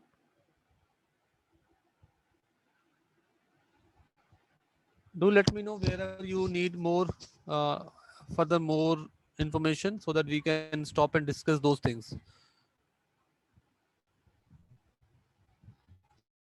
Okay, so what is this features of equity shares? Shareholders are the owners of the business. We know, we have already discussed it. Return on share, the returns paid out of profit in the form of dividends, in the form of capital appreciation. Transfer of shares, they can be freely bought and sold. Issue of additional stock of company at discount due to loyalty and goodwill. Equal rights. Every shareholder is considered equal in the eyes of company in terms of voting or receiving dividend. Right. So these are the features of equity share. So one is the you are the owner of the business. You have return. So this may sound very, as a term, may sound very good. You are the owner of the business, but because remember, but also remember, you are partly owner of the company. So it all depends upon the number of shares you own in the company. So if you own 10 shares out of 1,000 available in the market, so you're just one person owner of the company. Similarly, if you use, if you have uh, if you have 500 shares out of 1,000, that means you become 50% owner of the company. So as you increase the stake, you become the bigger owner of the company, but you would be considered owner for sure because you're having the equity of the company. So that is how this word equity comes from. So equity means you are the owner of the company. Returns in the form of dividend and the capital appreciation is what the individual investor or the shareholder expect from the shares he's holding, right? Then in the secondary market, you can freely buy and sell your shares. So it has got this feature of transfer shares, which is easily done in the secondary market. You know now. If benefit of equity rights issue. What is rights issue? Anyone has heard this term before? Anyone?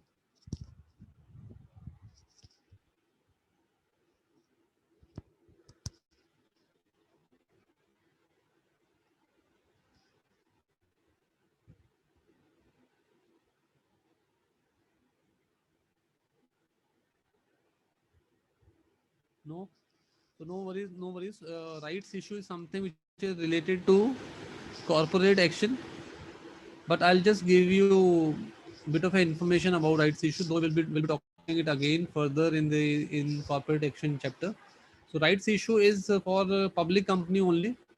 And once a company is listed on an exchange, if company wants to raise further more money, if they want to raise more money, they can raise money with the options available. One is FPO. FPO is called further follow-on offer, right? And then the private placement that we discussed, that can be in the form of preferred shareholder, preferred share, and it can be, and then you can go with this route of rights issue. A rights issue is, in a sense, a popular method of raising more capital for the company, because here you are not offering your share to the new investors. Rather, these shares are being offered existing shareholders only, and it is offered the discount price.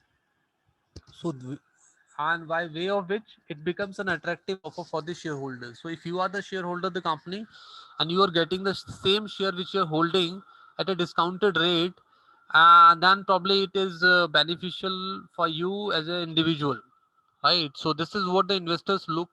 Investors are happy when the rights issue is given, and here this is given in a certain ratio. So when I say certain ratio, like in a convertible preference share, there's a ratio decided, right? Similarly, the ratio is decided. Give me a second. Let me put my charger on.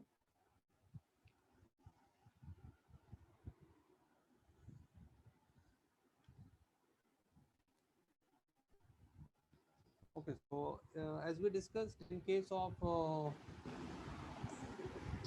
of convertible preferred preference share, so there is always a convertible ratio given in the agreement when that kind of shares are offered to the investor. Similarly, when you talk about rights issue is a corporate action in which more shares are issued to the existing shareholder, and it is offered at a discounted price than the market price of those shares is. And at the same time, this is given in a certain ratio. It can be 10 is to 2. So uh, for every 10 shares there would be 2 additional shares offered to the shareholder, and at the discounted price. So when it is given at a discounted price, probably you as an investor would be happy to buy it. So, and with that company is also able to raise more money, and the investors are also benefited. So this is one of the corporate action which is done by companies to raise more money. And recently some of the company have done it. If you remember, or any of the company which have issued rights issue for raising capital, if you remember any of the companies.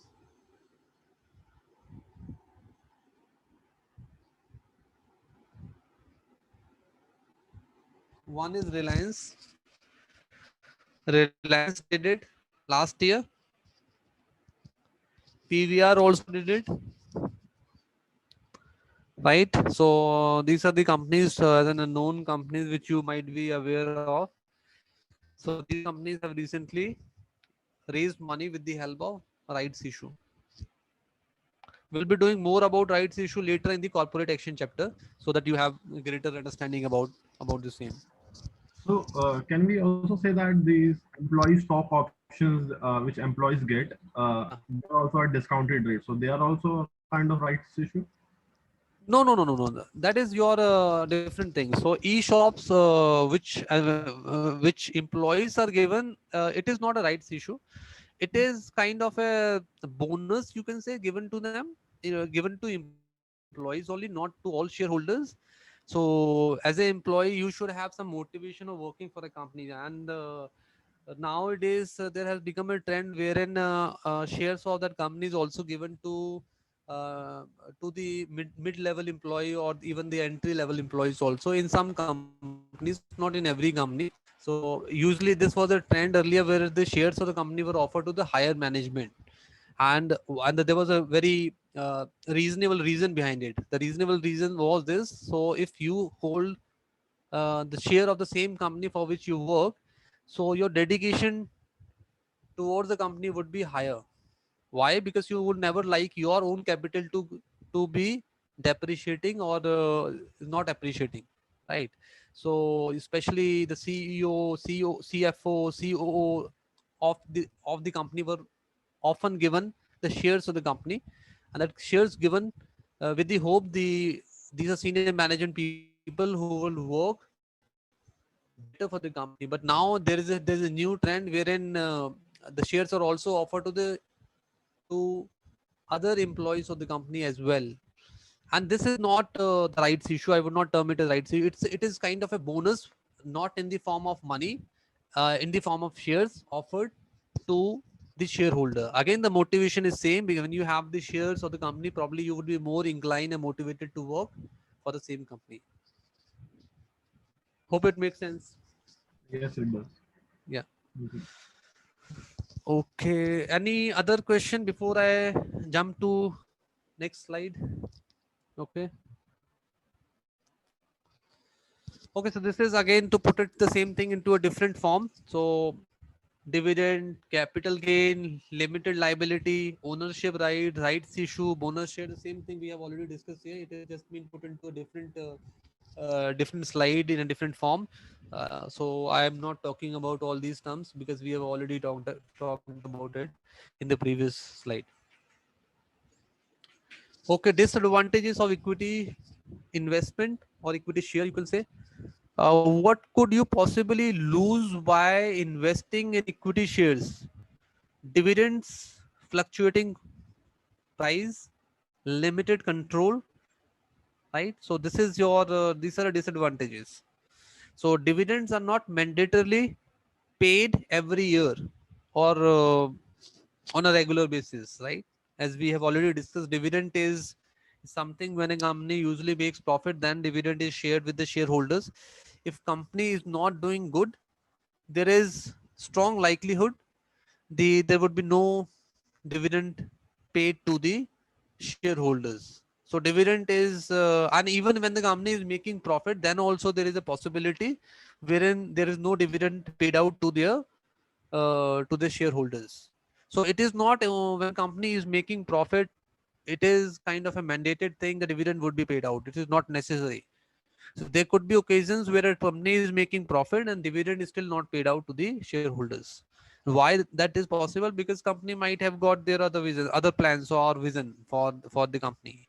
That might be expansion, that might be going abroad, overseas, setting up, right? And maybe having another plant in some other city or maybe in the same city. So those could be the reasons why they're not ready to share dividend with the shareholders, because if they share dividend, then they would not be able to fulfill the plans which has been decided for the company.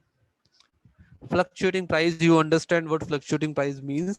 That means the share value of the share is can go down, can go up, and especially when the market situation is not good, then there is a higher probability of shares value going down. Like in case of COVID situation now, there is a likelihood of having another lockdown.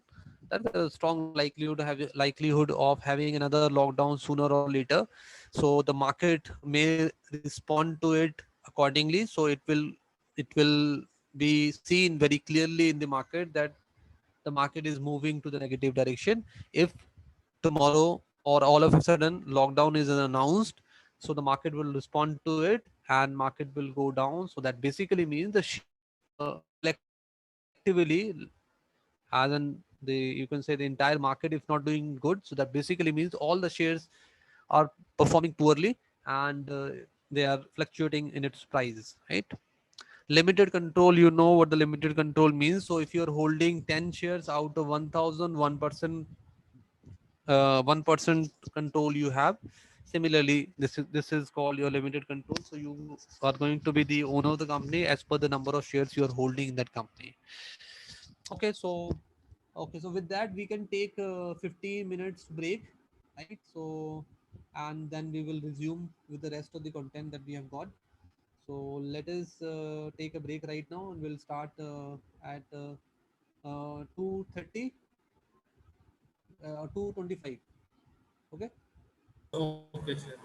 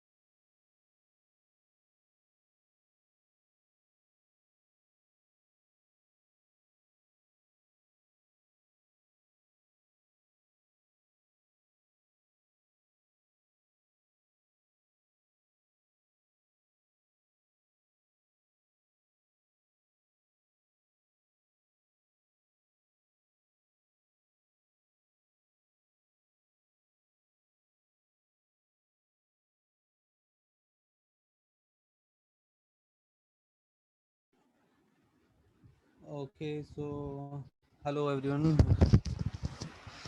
I hope all are there.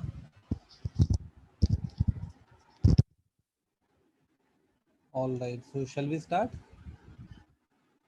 Yes, sir. Okay, fine. So we were Yeah. there. Prior to that, I have a question. Yeah, go ahead. So we haven't talked about the taxation feature. So will these dividends will be taxed under the same category as the capital appreciation of the stock? Yeah. So dividend, as in now, it was as in it was taxed at the company level earlier, but now the taxation has been changed, and dividend would be taxed at the hands of the investors only. So if you are the shareholder of the company, right, and you receive the dividend, like the example that we discussed with ICC Bank is offering a 2 rupee dividend to its shareholder, and you hold 1,000 rupees, 1,000 shares in the company. So that means you're going to receive 2,000 rupees as a dividend on the back of those shares, and so 2,000 rupees would be your income, right, and then it will be taxed according to your income tax slab. So your it is it will become your income, and it will be taxed as per the income tax slab that you fall into. So if you are in an income tax slab of as in the range 2.5 or 3, right, so that is tax free. So the 2,000 rupees is not going to make any impact, right? However, if you're falling in a tax slab which is having uh, higher tax, so for sure this 2,000 rupees will also be taxed accordingly.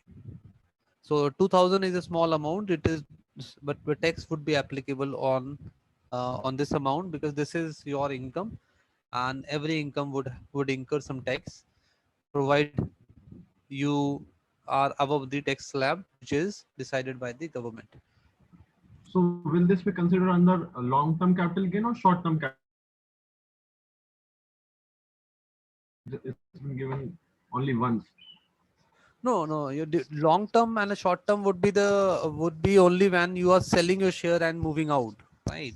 Yeah. So that point of as in if you're holding the share for a year or so, then it would be within a year you move out, then it's a short term, and after a year if you move out, then it's a long term, right? As you know.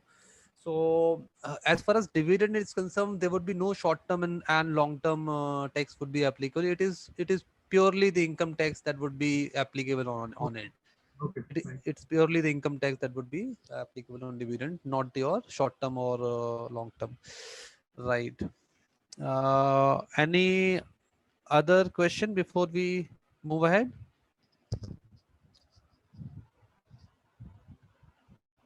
Okay, let's move on. Let me know if you have any more questions. We can discuss them. Okay, so now let us talk about the share capital, right? It refers to the portion of company's equity that has been obtained or will be obtained by trading stock to the shareholder for cash or equivalent item of capital value. So it is also used to describe the number and types of shares that compose the company's share structure, right? So what is share capital? Any idea? Anyone has heard this term before? Share capital.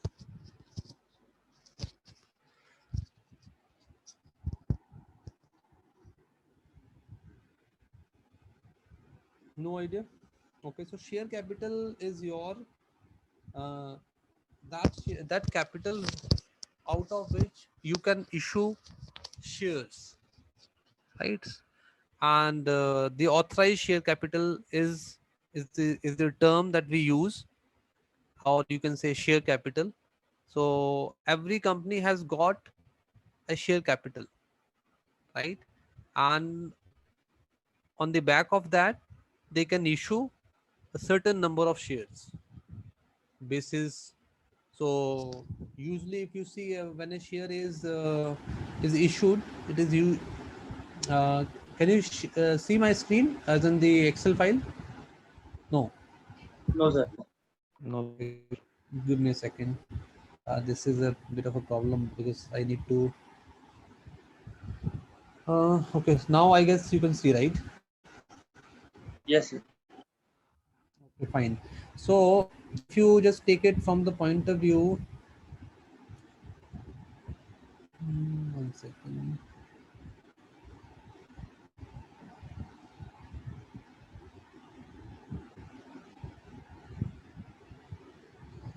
Okay, so there is a company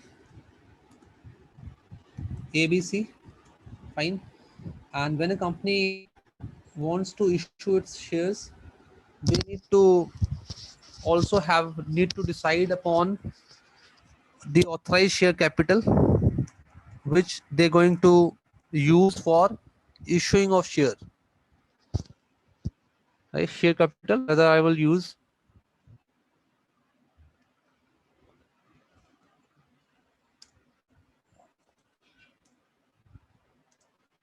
authorized share capitals. So basically it means how many shares I can issue. Like my authorized share capital, let's take an example, is 1 lakh rupees.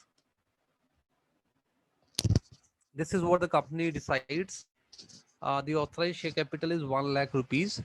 And whenever the authorized share capital is decided, it is decided based the valuation of the company only. So how the company looks like, how strong the balance sheet of the company is, basis that the authorized share capital is determined, and it needs to be approved by the registrar of the company.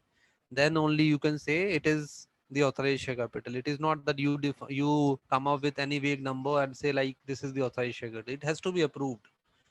It has to be approved by the and it is mentioned uh, in your article of association also, what is the authorized share capital. All this detail is given there, right? So once you have a share capital, so now you can utilize this share capital to issue shares to the investors who want to invest in the company. It is applicable for the private company, it is also applicable for the public company. Even when you are a private company, then also you need money to run your operation function, right?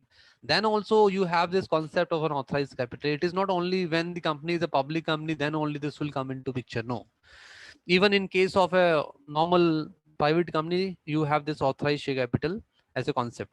So now if I say, let's take an example here, this company ABC is there, and this company has got a share capital, authorized share capital of 1 lakh rupees, right? So basically the company can issue a share worth 1 lakh rupees. Now you will have to come up and decide what is the face value of the share.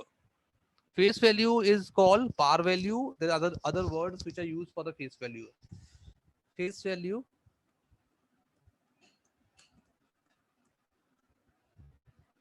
is as in the basic value, as in what is the minimum value of the share, one share. So most of the time I've seen the companies have face value of 10 rupees in the initial stage when the company is coming up, company is just being established. That is when the face value is generally 10 rupees per share, right? So that means how many shares a company can issue, you can now make out. So number of shares ABC can issue, it can issue how much? So authorized share capital is 1 lakh, right? So 1 lakh is there, divide by 10. So they can issue 10,000 shares, right? So that is how this is how this share capital is useful for the company. So this authorized share capital is decided by the company, and that basically gives an idea to the company how many shares the company can issue to the investors to raise fund or raise capital. Okay, clear? So, okay, so these are the authorized share capital can be traded on market on everyday Right. basis. Correct. So no, not I would say as in once the shares are issued, so those can be traded. So if the authorized share capital is 1 lakh and if I don't issue any share, so that means basically if I'm not given any share to the investor, so nothing is issued at the moment. But today I see I have a share capital of 1 lakh rupees and I can issue 10,000 shares. So maybe I issue only 4,000 shares, right? and so that means 6,000 remains in my kitty only, which are unissued, which is still a part of my authorized part of my share capital only, but those are not issued.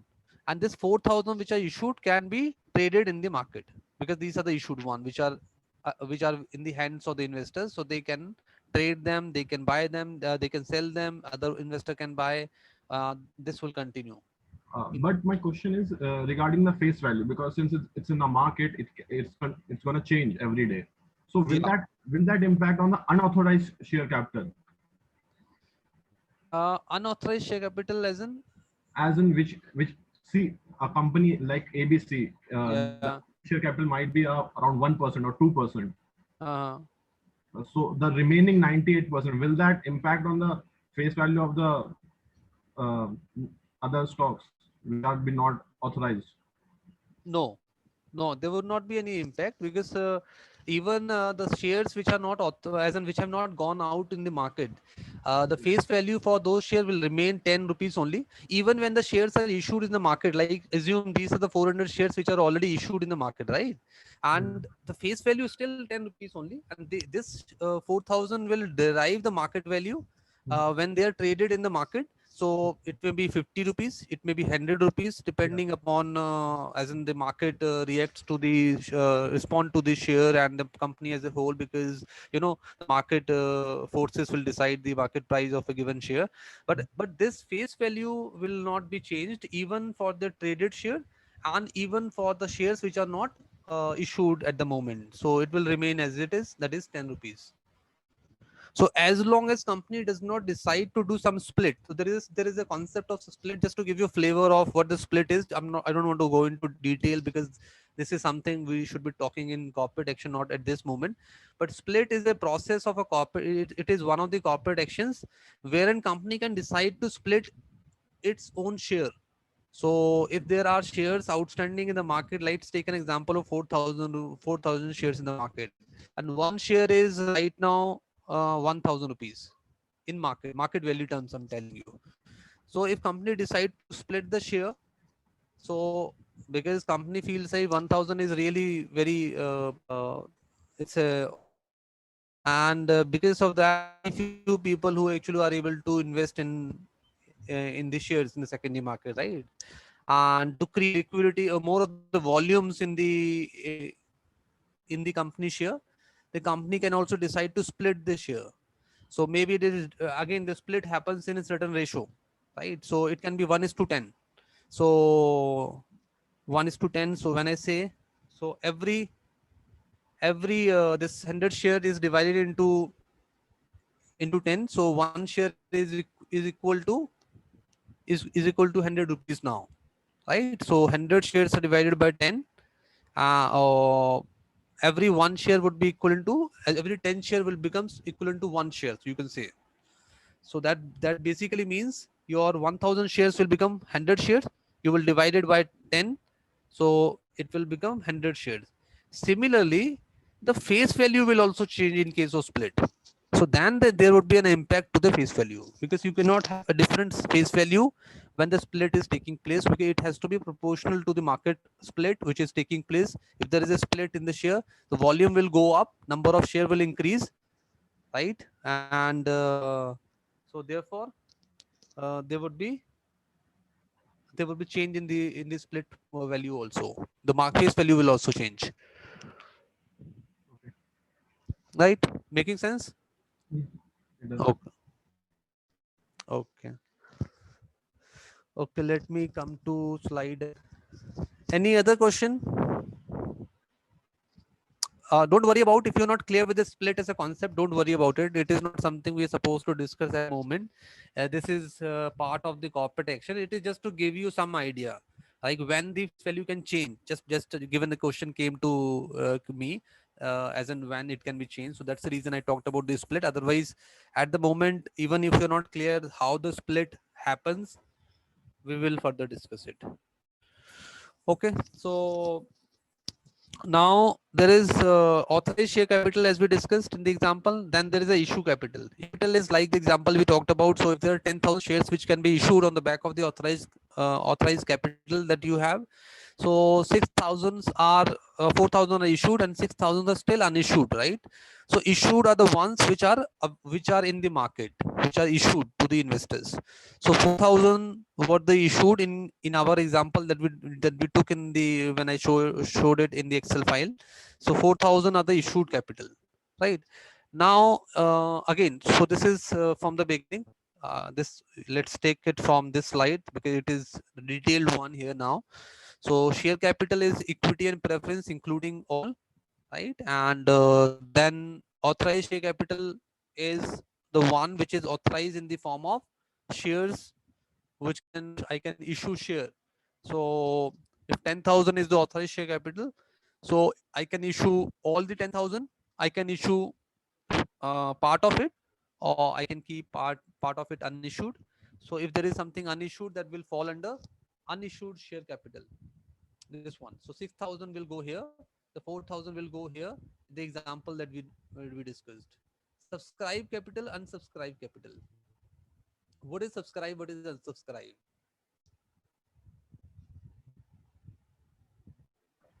Well, I guess it's the Yeah. issued shares has been taken Yeah. by the Mhm. investors. The number Yeah, of issued shares that has been taken by investors. right. So like let's take an example again. So you issued 4,000 shares as an example that we were discussing. So maybe it is fully subscribed. So the 4,000 shares are fully subscribed. So if it is fully subscribed, where it will go? It will go into shared subscribed capital, right? Nothing is out, nothing is unsubscribed. And if something is not, if the investors are not ready to buy all the 4,000 shares, that means they have bought partly, maybe 3,000 or 2,500. So 2,500 will go into subscribed and 1,500 will go into unsubscribed capital, which will later will become the part of the authorized share capital for sure, because again it will merge with the authorized share capital, or you can say unissued capital later. But at the moment when the issued capital when the capital share capital is being issued, so it will be categorized into two form. One is the shared capital, subscribed capital, another is unsubscribed capital. So if it is the investor, so you will call it subscribed, and if it is undersubscribed, so something will also look here and something will look here. So it is partly subscribed, partly unsubscribed, right? So there is a term you might have heard in case of IPOs, mostly oversubscribed, right? There's a term called oversubscribed. So what is that term basically? Oversubscribed does not mean it you can just go and uh, issue more than the shares which are under the authorized share capital. No, it is not like that. It basically means the the subscription is full, and the number of application that you receive for the subscription were huge, were more than what the subscription was there. So if there were 100 shares for subscription, and if you receive 200 application, means there were investors who were very happy to take your share, and therefore there were over subscription from the investors point of view. So that is how you will call it. So hope this is clear. Subscribe capital, unsubscribe capital. Okay.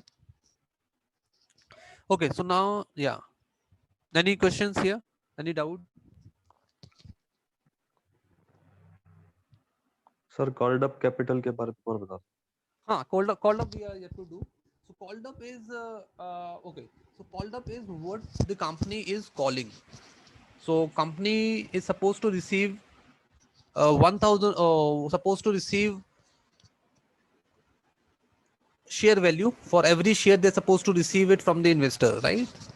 So there are situations where the company gives some of the leverage to institutional investors. It is more applicable for the institutional investors, not the retail investors. Retail investors are not given this kind of this kind of option, wherein they, as in the amount is not being called from them. So if they've subscribed to the share, they every penny of that share will be called from the real investor side. However, in case of institutional investor, it is possible, given they buy in huge quantity. So there is also possibility wherein it is not fully called in one go. They may be calling in tranches, in 3 months time or 4 months time, in 6 months time. This kind of a flexibility is given to the institutional investors largely. So the called up capital is what I'm calling today. That would be called called up capital. Okay, what I'm calling from the investor, what amount I'm calling. So if I'm supposed to receive 3,000 rupees from the shares which I have issued to the investors, and if I'm just calling 1,000, that means one third of the issue, one third of the capital which I'm supposed to receive from the investor. So that 1,000 will be called up capital. Okay, and the Okay, sir. remaining will remain. There is one more term that is called uncalled capital, and the remaining 2,000 will go under uncalled capital also. That is not shown here, but you can make note on your own. So there is another term that is called uncalled capital. So remaining, so if there is 3,000 which I'm supposed to receive from the investors over the 3 months time or over the 6 months time, so I would say I've received 1,000, and 1,000 is a called up capital. And though 1,000 would not be received at the moment, it is just a called up, as in I'm calling from the investors, right? It has not been received at the moment, and in this situation when I'm saying called up, and the 2,000 will be part of the uncalled capital. Basically, I'm not even calling it at the moment from my investor, so it will fall under uncalled capital. And then now coming to these two terms, which is paid up capital and unpaid capital. So like I called up for the 1,000, right, and you paid it fully, so that will become 1,000 is paid up capital. You paid it fully, right? And if something is not paid, that will be called unpaid capital. So I have called only for 1,000. That is a called up capital, and if you pay it fully, it's a paid up capital now. It's part of the paid up capital. It's been paid fully. If something is not paid, that would be called unpaid capital, and it is from the investor point of view what the investor has paid. Okay. Okay, sir. Okay, great. Any question, any doubt here before we just move ahead? Sir, can you repeat called up capital, Yeah, sure, please? sure. Why not? So if you have any question, don't hesitate. Ask your questions, right? So we can certainly talk about the same thing over and over again. That's not a problem, because so we should be clear with the concept. That's important. Not the as in it is not we are not supposed to rush and complete it. Not This is not the approach we are going to take. We are first need to understand. Probably we can take more time to understand the thing. So you need to tell me, because I'm not aware. I may go fast, and but you need to tell me, no, I need to spend more time, or you require more time. We can certainly do that way. So coming back to the called up capital, so called up capital is more applicable for your institutional investor, because for the retail investor this option largely not given. So retail investors are supposed to pay the entire amount in one go only whenever they subscribe to the IPO or the shares. They are not given an option of making the EMI payment and all that. However, when you look at from the institutional investor point of view, the large investor, when I say institutional investor, that means mutual fund houses, pension fund, insurance company, they are called the institutional investors. They are the big player in the market, and they usually subscribe to large quantity. When they subscribe to large quantity, they might not be having the entire money, the entire chunk of money at one go. So this kind of an arrangement is done for them, wherein they are going to make that payment in couple of tranches, maybe in 3 months time or 6 months time. So this agreement is done between the institutional investor and the company who is issuing those shares to them, right? So under paid up capital, so they know they have got they're going to receive 3,000 rupees from the institutional investors, but at the moment they are only calling for 1,000, because they have given a flexibility to investor that investor is going to make that 3,000 payment in 3 months time. So first month the called up capital will be 1,000. Then another month there would be a 1,000 capital, that called up capital would be there. But how it would be shown to you, it would be shown here as called up capital would be 1,000, right? And then there will be another term that is called uncalled capital, uncalled up, right? So that there you will put the remaining amount, that is 2,000 will be there. For then next month the remaining 1,000 will fall under the called up capital, and remaining 1,000 will be part of your uncalled capital. So that is how this called up capital is. Once you send this notice to the investor to pay the funds to the company or to the issuer. So it will be then the paid up capital and unpaid capital. Unpaid basically something which has not been paid against the request sent by the issuer. Unpaid up capital is which is paid against against the request sent by the issuer. So if you fully pay 1000 rupees to the issuer, so that means you have fulfilled the called up capital requirement, and you have fully paid the amount against the shares subscribed from the issuer or from the company. And if you have not fully paid or not paid at all, so that will go into unpaid capital, whatever amount is left. Right, making sense? Yes, sir. Okay, fair enough. Okay, let us move ahead. Okay, so number of stock units that a publicly traded company can issue as stated in articles of association. So this is where this information is also mentioned.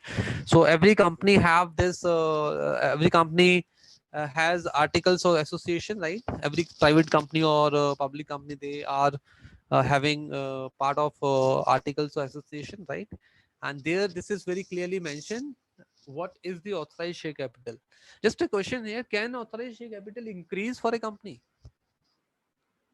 Today, as an example that we discussed, the authorized share capital is 1 lakh rupees, right? The example that we took.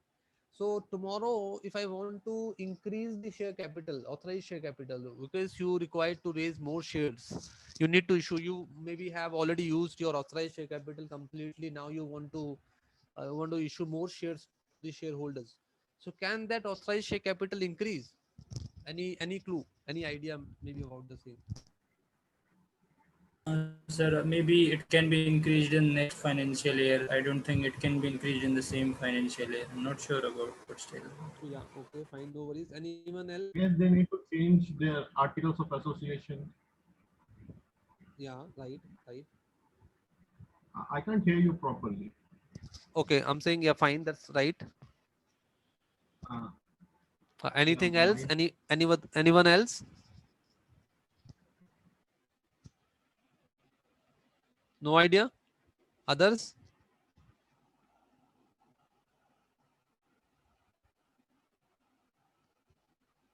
Yeah. So that's true. Authorized share capital can be increased by making an amendment to the articles of association, right? And by requesting to the registrars of company, then this authorized share capital can indeed change. It can be increased. So, but there is always a fee for increasing, making amendment to your authorized share capital, and there should be a reason why you are changing the authorized share capital. It should be justified, right? So this should be justification given.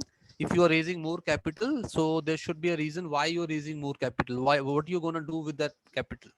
Because it's a in case of public company, it is all the more important. In private company, might be it is not that relevant because it is just a handful of investors who are investing their money. So it is limited to a certain set of people. So loss and risk is limited, you can say. But in case of public company, it is absolutely important to understand the intention of the company, why company wants to have more authorized share capital. So that can be changed, but they need to make that change in the articles of association, and then it needs to be approved by the registrar of the company also. And there is always a fee levied for making all these changes. And then at the same time, they should have the valuation to prove the company should be growing. Company should be growing. Then only this all can be done. It should not be companies just going negative and they just continue raising money. So all this thing are actually looked at, and then only the authorized share capital can be amended or changed. Okay. Okay, so let's look at what is how authorized share capital is there. So authorized share capital is often not fully used by the management in order to leave a room for future issuance of additional stock in case the company needs to raise capital quickly. Another reason to keep shares is to retain a controlling interest in the company. Authorized share capital is also referred to at times as share registered capital. It represents the upper boundary of the issued share capital, right? So, so this is, if you look at the formula, what is the formula says? A share authorized is equal to share issued plus shares unissued, that we have already understood, right? This is clear, right? Everyone is clear how authorized share capital is looked at and what is the formula to as in what this formula is all about. So this is your share issued and shares unissued, that becomes your authorized share capital. Okay, so what is this now? Authorized share capital is number of permitted shares multiplied by par value. Okay, so par value refers to the stock value as stated in the company charter. This is also known as face value. Par value, face value, nominal value. These are the terms which are interchangeably used. The three terms you can say. One is par value, another is face value, and another is nominal value. All these terms you might see being used interchangeably for face value.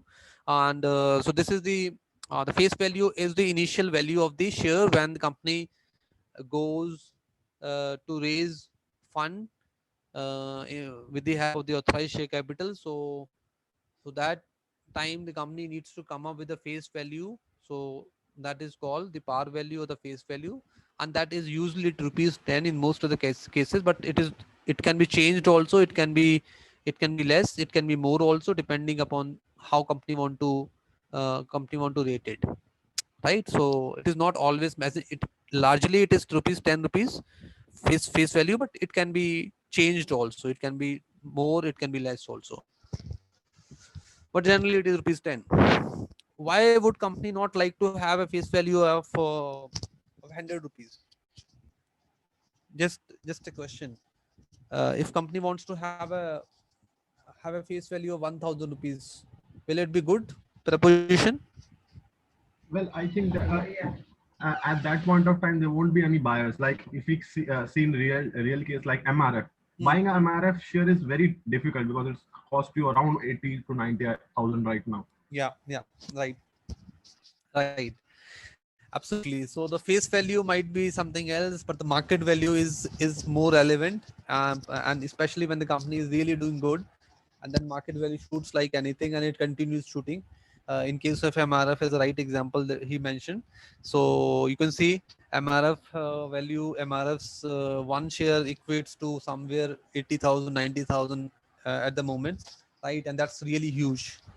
That's really huge. It's not that easy to as in for a retail investor or even for the institutional investors to buy a good number of shares for this company, because it one share is so much, right? So, and at the same time, when I say why company does not have a high value as a face value when company goes for issuing share, there is a very obvious reason. Because when I make you an owner of the company, at the same time there is a clause attached. You are the one who would be paid last in at the time of liquidation of the company, right? So, and you can also you can be in a situation wherein you don't get anything, because bondholders and the preferred shareholder would be the ones who would be paid first, and then your turn will come when the company goes into a liquidation phase. So therefore, if I make it 1000 for a share, I can do that. So the number of shares one at the same time would not be as an I would not be able to issue a lot of shares, right? So if I aim to issue a lot of shares, and that I cannot be able to do, because the number of shares depend upon the par value only. So whatever the par value you have in the beginning basis, that only you would be able to issue the shares in the market. So if the initial par value is 1000 rupees, then for sure you would not be having more shares. In an example that we discussed, 1000 1 lakh divided by 1000, you can very easily find it out what number of share you can issue in the market, right? So that's one. And another is, if you want to probably if you go into liquidation, right? So maybe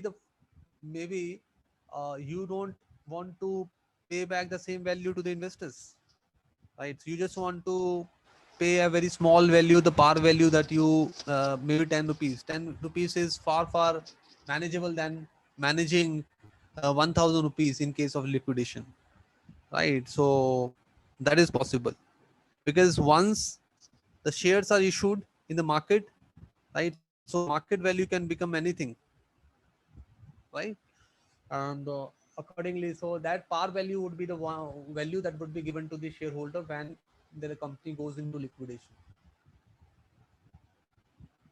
Okay, so moving on. So authorized share capital is greater than the issued capital or equal to the issued capital, right? So authorized share capital, either it can be greater than the issued capital or it can be equal to the issued capital, right? Because as we discussed, issued company can issue more shares. Sorry, company can issue part of the shares. Something can remain unissued or something can be issued. So everything will fall under authorized share capital. So let's take this example here. It is the total of the share capital issued to the shareholder. Total of the share capital issued to the shareholder, which may be less or equal to the authorized capital. It is the amount which the board of directors or shareholders have agreed to allocate. Issued shares are the sum of the outstanding shares and treasury shares. Shares outstanding are those issued shares which are held by the investors in the company. Okay, so example says we will issue 1000 shares of rupees 10 each. We will issue only 300 shares of 10 each. So the authorized share capital is 10,000, but how many shares have been issued at the moment? Only 300. 3000. Yeah, 3,000 rupees share capital has been used. So that means 300 shares have been used only, right? So you are allowed to issue 1000 shares, but you have only issued 300 shares. So, and the value proportionate is rupees 300 share capital. 300 rupees of share capital has been used, right? Market capitalization. So these words you might have heard. Uh, these are a commonly used word in stock market cap. So what is the market capitalization? If you want to know the market capitalization of a company, how would you calculate it? This is what is given here. Total value of a company or the market in terms of the outstanding shares is calculated by multiplying the shares by the current market price, is known as market cap or market capitalization, right? So the number of outstanding share multiplied by the current market price of the share is called market capitalization. So let's look at this example. On August 2nd, 2018, Apple Inc. became the first listed US company to cross $1 trillion mark. Okay, and what was the number of shares outstanding? So this was the market cap, 4.83 billion shares. No, this is the number of shares outstanding. So this is the value. This was in the value terms, as in how much value the company had in 2018 in terms of dollars. So you can see that was huge. It was really huge, right? Then you divide company into mid cap, into large cap, mid cap, and small cap, right? Companies are divided into three forms. There is a large cap company, mid cap, and small cap. Any idea which all companies are called large cap in India? Not in US, because the US one is already given before you. Uh, which all company are mid cap? So large cap in India. And I guess probably the conglomerates like Reliance, Adani. Hmm. Right. Yeah. Anyone else?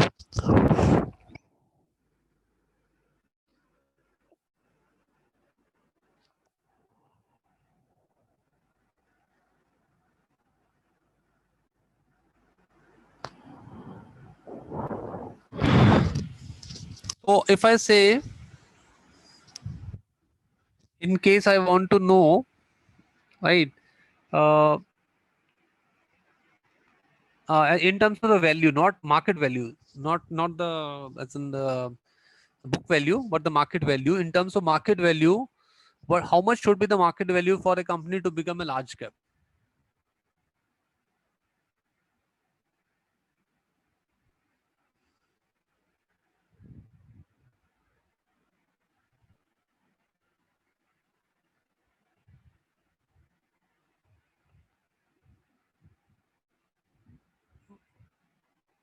No idea? No worries. So for a large cap, it has to be more than 20,000 crores in India, and in US it is $10 billion. You can see this here. Can you see? From the US point of view, it is $10 billion for a large cap, and for a mid cap, it is $2 to $10 billion. And in India, for a mid cap, it is from 5 billion, not billion, 5,000 crore to 20,000 crore. Right? If a company has got a valuation of market cap of 5,000 crore up to 20,000 crore, then that company would be considered a mid cap company. Like this Reliance is a large cap company, TCS is a large cap company, SBI is a large cap company, and ITC is a large cap company. Your HUL is a large cap company, and then you talk about your Asian Paints, it's a large cap company, because these all companies have got the market cap more than 20,000 crores, right? And so these are all large cap company. Okay, any idea what is the valuation of Karachi Stock Exchange?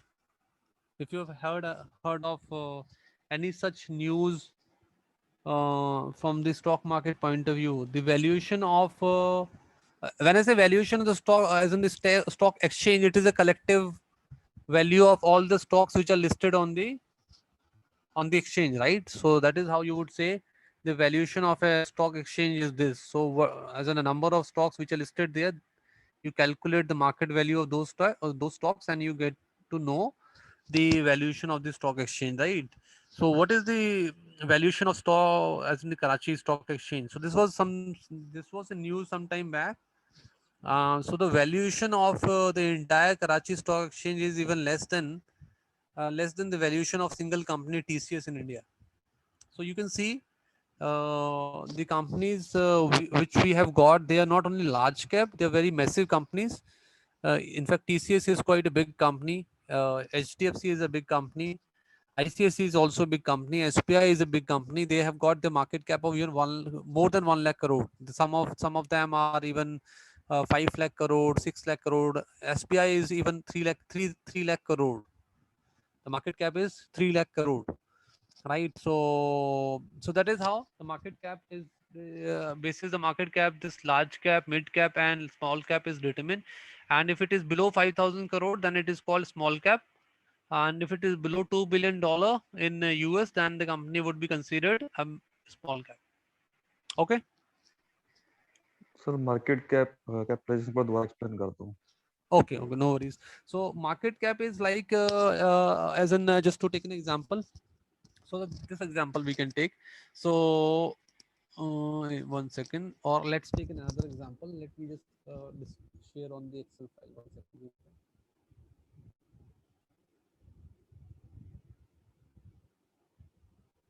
Okay, so let us take example of SPI. So SBI has got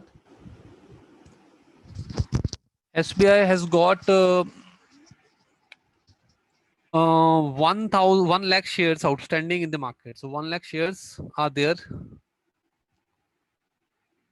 Okay, so these are the 1 lakh share, and the value of the market value of one share. Okay, so is 350. Okay, so now if I need to calculate the market cap, so I will write M cap. Okay, so how will I calculate? So what I'll do, I'll I'll find out what are the number of outstanding shares in the market. When I say outstanding shares, means how many shares are issued in the market. So I know 1 lakh shares are issued. So what I'll do, I will simply multiply the value of as in the market value of the share with the number of shares outstanding. So I'll get to know the market cap of that given stock. So it is 3,50,000.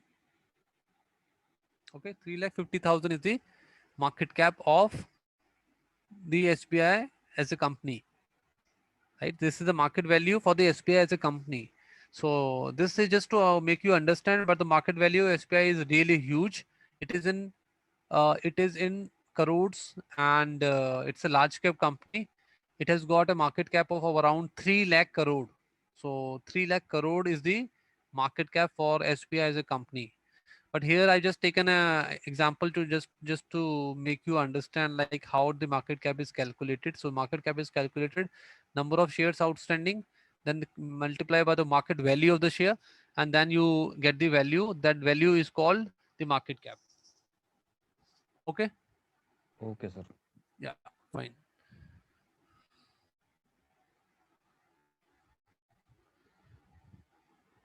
Okay, so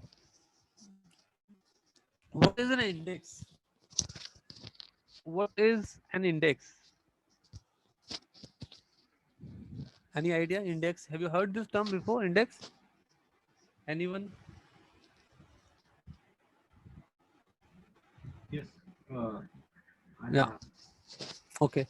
So so why we have index? Index basically represents a particular sector or particular space, you can say, in the entire financial market. So index is a representation. It is a representation of a particular sector, or as a economy, as the entire economy, you can say. So when I say NSC, when I say BSC, right, these are the exchanges, right? What are these are the exchanges in India. BSC is an exchange, Bombay Stock Exchange. NSC means National Stock Exchange, right? These are two exchanges, prominent exchanges in India. So if I say Nifty 50, right, Nifty 50. So Nifty 50, what is Nifty 50? Nifty 50 is an index, right? This is one of the index which has got 50 companies listed under Nifty, and these 50 companies are the one which are really doing good in the country, and they are in different spaces. These are not just limited to one particular space. When I say one particular space, basically what I mean, so there is a possibility then it happens this way, wherein the index is also formed of one particular space, like pharma is one space, right? Auto sector is auto is one space, real estate is one space. So the index can also be made basis different spaces. One, it can be a combination of all the spaces, like Nifty 50. When you say, the Nifty 50 basically represent every kind of company which are really doing good, and these are the bunch of 50 companies which are performing really good in the country. And this Nifty 50 company shows how the economy, or how the shape of a country's economy is in that moment, or in that year, in that phase. So this is all is represented with the help of the index. Okay. So index is an indicator, as the word says, index. It is an indicator that indicates how the economy of that country is doing and how that company is doing. All these things are represented with the help of your index. And index are for different sectors, different spaces, and also it can be a combination of all the spaces in one index, like the Nifty 50 or Sensex is one index on Bombay Stock Exchange.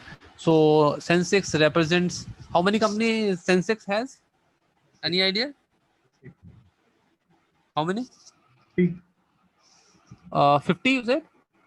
Sensex has 30, na? Moving Yeah. average 30. Yeah, Sensex has got 30, right? And Nifty 50 has got 50 companies. Moving average. Yeah, right. So that is how it is. So index is just to give you at times when someone is new to the financial market. So all these terms might look pretty new. So from that point of view, especially the people who are who understand financial market, right? They are all clear with the index. Index is not something very new. right? So similarly, these kind of index are all over the world. It is not the India is having this concept of index. Index is applicable to the to the entire globe or entire world, you can say. So everywhere, every country has got prominent indexes or and the exchanges like Nasdaq uh, is an exchange, NYSE is an exchange. So they also have got Dow Jones is an index, right? And different S&P 500 is an index, right? And then you say DEX is an index, right? And then you say Germ as in terms of your FTSE is UK's index, right? One of the index in UK, and the various more. So I'm not going to just tell all of them, but it is just to give an information. The indexes are everywhere in every country, which basically represent how that country is doing and how those companies are doing. This is what can be seen with the help of those indexes.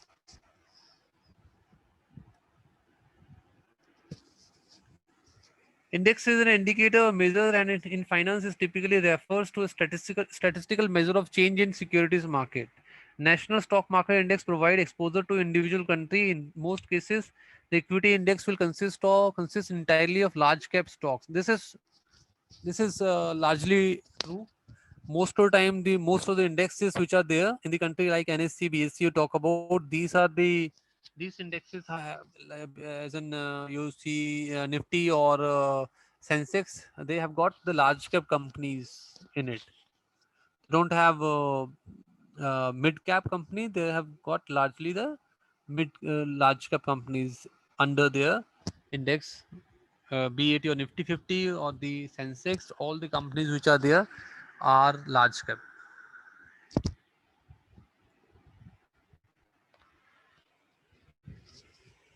Okay, so coming to your IPO process now, we're going to discuss about bit of the information about the IPO process. Okay, so yesterday we just touched upon the IPO process. We did not discuss about the IPO, but today we're going to discuss in detail about how the IPO and everything is carried out. What is the role of the underwriter and all other things associated with IPO is what we're going to cover today. Okay, so the word IPO, when you say initial public offering, is meant for public company, as the word public is there. And when a private company wants to go public, then this process is carried out, right? There is a private company which wants to go public, so that is when this concept of IPO comes into play. So now, why a private company would like to go for IPO? The answer is obvious, because they need fund to expand company and to make other provisions to run their companies properly and effectively. So this funding is required, and without funding, no plans can be executed. You very well know. And for funding, the IPO is carried out, right? For raising capital, IPO is carried out. Like the example that we discussed about Burger King, right? Burger King also did its IPO last year, right? So why did they do that IPO? They wanted to raise money. And why did they want to raise money? Because they wanted to expand their business across the country, various other cities in the country. So if they want to do that, they would require money, right? And to have that money, they can seek to different routes available to them. But IPO is also one of the route wherein they can directly reach out to the retail investor to raise money.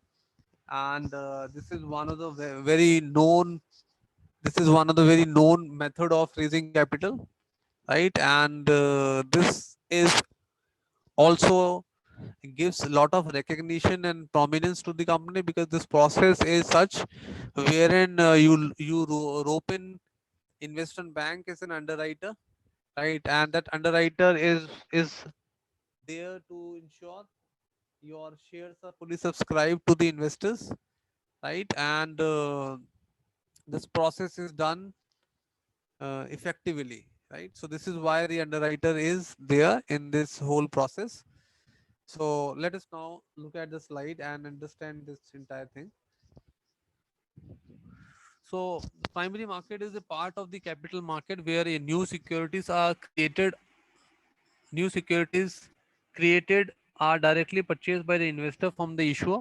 Once the securities are purchased by the investor, they can be traded in secondary market like the stock exchanges, bonds, and derivative exchanges.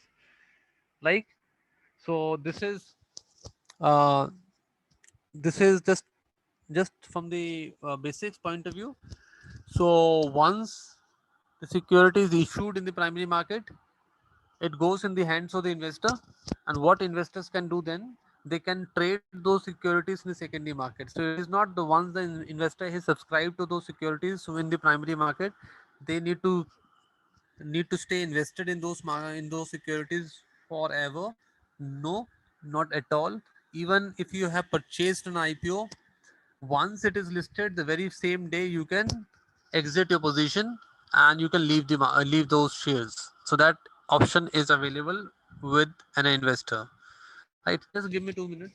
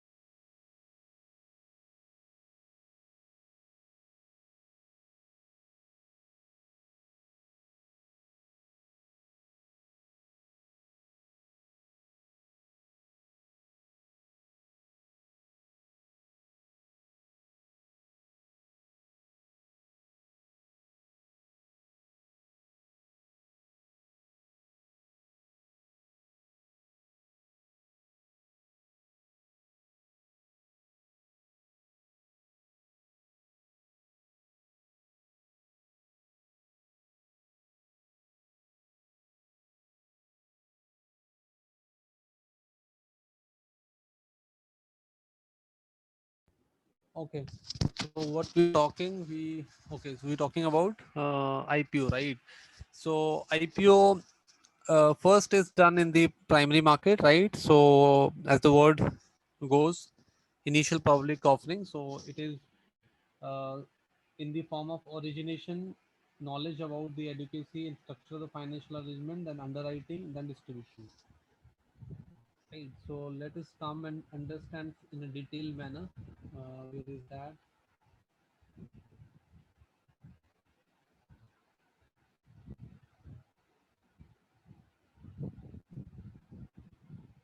Okay, let us start from here. Yeah, from the IP process. Before that, we can also look at this slide. So just to understand a bit more before we actually go to the IPO on the IPO slide, let's just cover these also. The company raises fund from the public and in turn issues new securities to investors, includes instruments such as equities and bonds. primary issues are used by company for the purpose of setting up new business or for expanding or modernizing the existing business. We have already covered it. This capital for it performs the crucial functioning of facilitating the capital information in the economy. The new issue market the new issue market does not include other sources of new long-term external finance such as loans from financial institutions. This capital from converting private capital into public capital is typically known as going public. Okay, so these are the features of the primary market. So this is the same thing that we have already discussed, has been put into one slide to give you the information that we just talked about. So everything that we're talking is already given in the form of the slides there. So all the same detail is there. I'm not going to explain it again. We have already covered it. Okay, so this is how the issues can be. One is the public, another is rights, another is private placement. So how the public company can do its can do different kind of issues.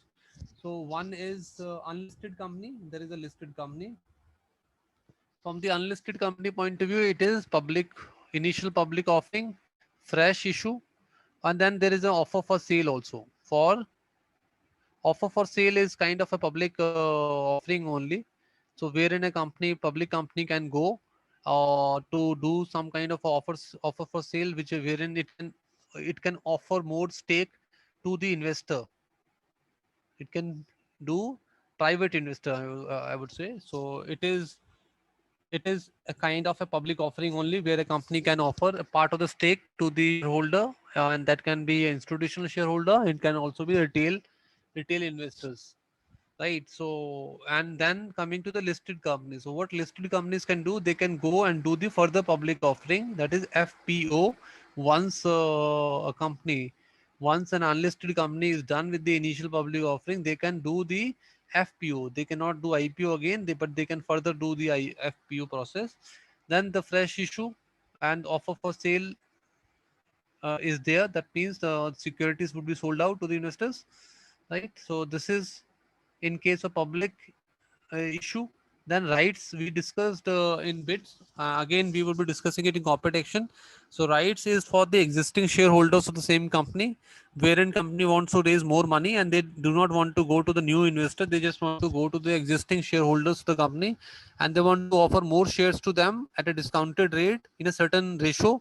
And given it is at the discount, so at times investors are also happy about the company, and they like to buy those shares as mentioned, or as being offered in a certain ratio, so that would be given to the shareholders. So that is rights. Private placement, it is private placement for unlisted company is possible, and for listed company also this is possible. So listed company can also do preferential issue also, and they can also do a qualified institutional placement, wherein they can reach out to an institutional player who is ready to buy a certain stake in the company. They can offer that stake to the company also. So these are the options available for unlisted company. Private placement can be for the unlisted company, and it can be for the listed company also, and it can be in these forms. One is the preferential issue, another is they can reach out to the qualified institutional placement company like a mutual fund, pension fund, and if they are happy to make position in the company, they can also avail a given stake which is being offered by the company, listed company, and they accordingly can make that stake in that company. It is also applicable for the private company as well. This kind of placement, wherein it is offering a kind of a stake to the private company. That company can avail that stake by negotiation, by agreement with the company itself. Okay, clear this thing? Any doubt on this screen, on this slide?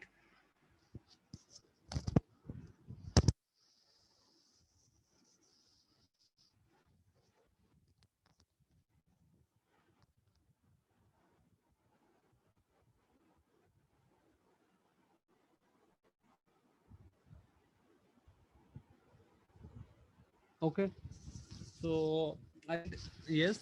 Okay, so I move on. Now let's look at the IPO process, how this process is being done. So initial public offering or stock market launch is when the shares of an unlisted company are sold to the general public for the first time. There is a private company as it is shown there. Then it becomes a public company.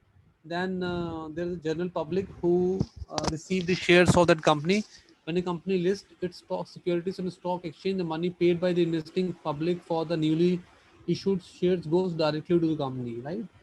So the money which is paid by the shareholder goes to whom? It goes to the company, and then the company utilizes that fund for the mentioned purpose. Uh, so that is how this whole thing is done. IPO, raising capital, easy and large amount of funds for the various business needs. Why? Expansion, capitalization, diversification. These are the functions for the IPO.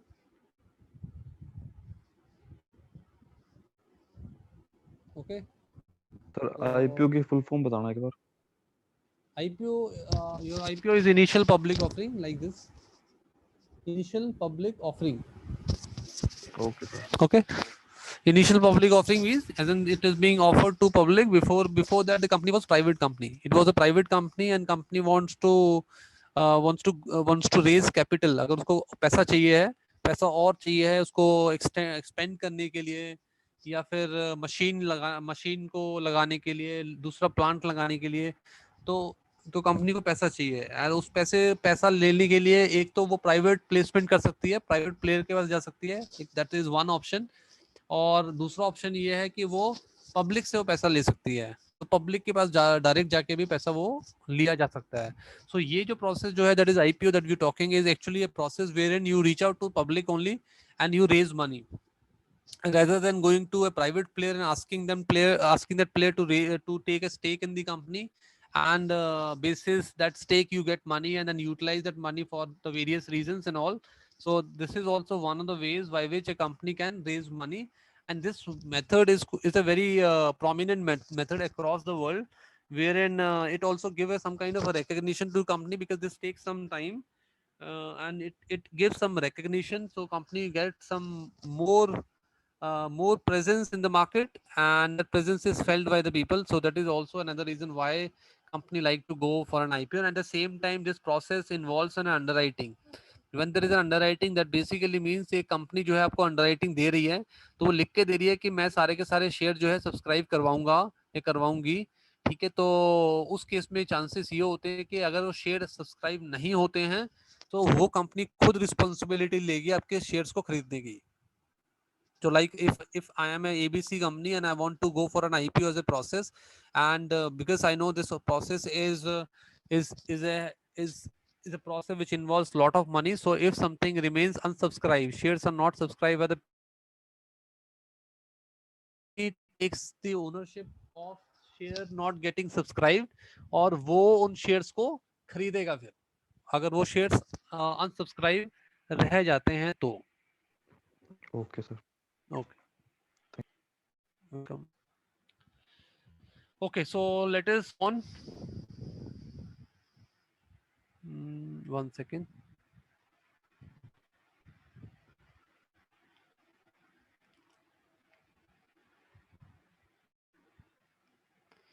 Okay, so this we have done. IPOs are used by companies to raise capital for expansion or modernization, or to provide an exit route for private investment. Right. So these are the reasons why the IPOs are done. IPOs are used by companies to raise capital for expansion or to modernization, and to provide an exit route for private investment. So if there is a private player on the in the company, so there is a possibility wherein if you have enough capital to run the company, you would like the private player to leave your company.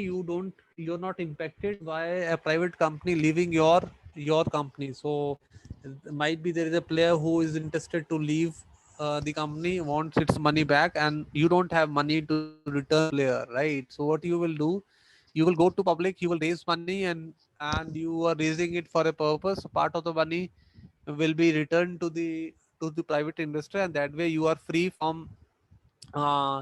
are free from having your ownership pledged to someone else, pledged to the private player. Now it is no more pledged to the private player. All the equity shares will be with you, and that way you would be having a majority stake in the company, and the private player can also get away from being invested in a company. So the money is utilized with for various reasons. So this could be one of the reason by which a private placement can be exited or can be allowed to leave the existing company, right? That's one. Then for an equity IPO, it provides capital for various corporate purposes without incurring any debt. This ability to quickly raise potentially large amount of capital from marketplace is key reason many companies seek to go public. So with this, as you know, company can also raise capital in the form of debt, but debt is something which is which is right. A recurring it's a recurring expense for the company, wherein company has to pay um, regular interest payment to its investors, right? So debt can also be raised, and debt is usually raised by the company which have already made name for themselves. So if there is a new company, probably that would not be able to raise debt. People would not be interested in buying the debt of such company because it would be called a junk bond. If there is a startup or a new company, the probability of the company going up and down are all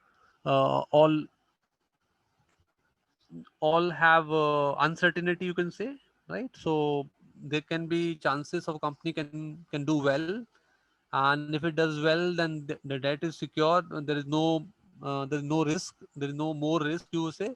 And similarly, if the company does not do well in future, then there is a probability of the debt which is there on the company going for toss. That means you have got more risk attached to the debt which is given to the company, right? So that's the reason when a company is a new, probably a debt is not the right option by which company would like to raise the fund, because investors would not be happy to give more debt to the company.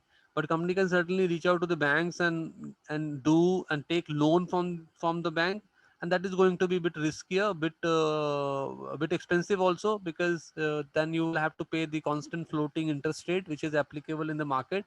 And it is bit of a challenge at times by it's bit of challenge by availing enough fund from bank, because bank is going to lend money basis your credibility, your valuation, market valuation, and all those things would be looked at by the bank, and then only the loan would be granted to a startup or to a new small company, right? Therefore there could be ways of raising there can be other ways of raising money by which you can do a private placement. You can ask a private player to put your money into.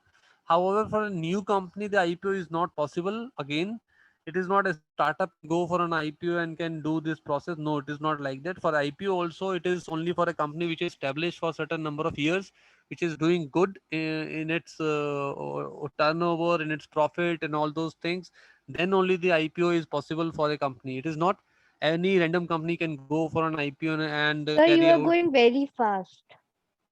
Is it fast? Okay. Yes. Okay, no worries. So just I can just do let me know so that I can accordingly do this control of pace can be done, right? So what we are talking here. So IPO is one wherein it is largely for the good companies only. Not every company can do IPO. One, why? Because why IPO is not available for every company, because it's very simple. The money involved in IPO is the public money, right? It's your money. It is my money which is involved in the IPO process. So this money will be going to the company, and company would be using that money for its own mentioned reasons which they mention in the prospectus when they go for the IPO, right? And so therefore the IPO is not something which every company is allowed to do. It is only selected companies, and there is a eligibility which I'm going to share with you when we do the IPO process in detail. So I'll share this eligibility also, like what all eligibilities are there for an IPO to carry out. So that eligibility is required to be met, but there is a second route available. There is a one route wherein you go to public and carry out your IPO. There is another route available, and that route is called you can still do IPO if you can manage to get an investor who's ready to buy your 75% of the stake in the company. So whatever issue you're going to do, let's suppose you are going to issue 100 shares, just for the sake of easiness, take this example. You have got 100 shares to issue to your investors, and if there is a investors available who can buy 75 of the shares out of 100 shares, that's 75%, right? So that means then you do not need to go out to public and carry out the IPO. You can even bypass the process of reaching out to public, and you can in fact go out to your private investors or institutional investors who are ready to put their money in your company and buy the 75% of the issue. And that way also you are good to do the IPO process. So there are two ways of doing IPO. One is you go to public, and when you go to public, that does not mean you just go to public. There are many other players also who participate. So if I give you a general sense how the percentage, how it is divided in terms of when the IPO is done with the help of the public. So usually 25%, 15 to 25% is reserved for public, general public, and 15% is for your it is called non-institutional buyers, right? NIB, that is called non-institutional. I'll detail you what is non-institutional buyer later, not at the, but you can just make a note of it is going to non-institutional buyer, the remaining 15%, and then the 15% goes to the institutional buyer. Right. So when I say institutional buyer, you understand it is mutual fund, pension fund, insurance company. All these players are able to buy 50% of the IPO. So that is how the normal IPO is done. But in case you want to escape this route, you can also do another way by which you directly reach out to investors, and the investors are ready to buy 75% of the entire issue.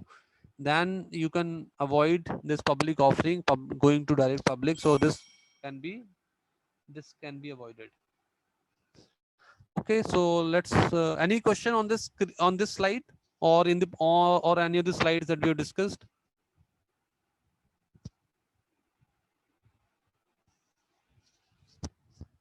Any I have an issue with the number. Why 75%? why 75% you're saying?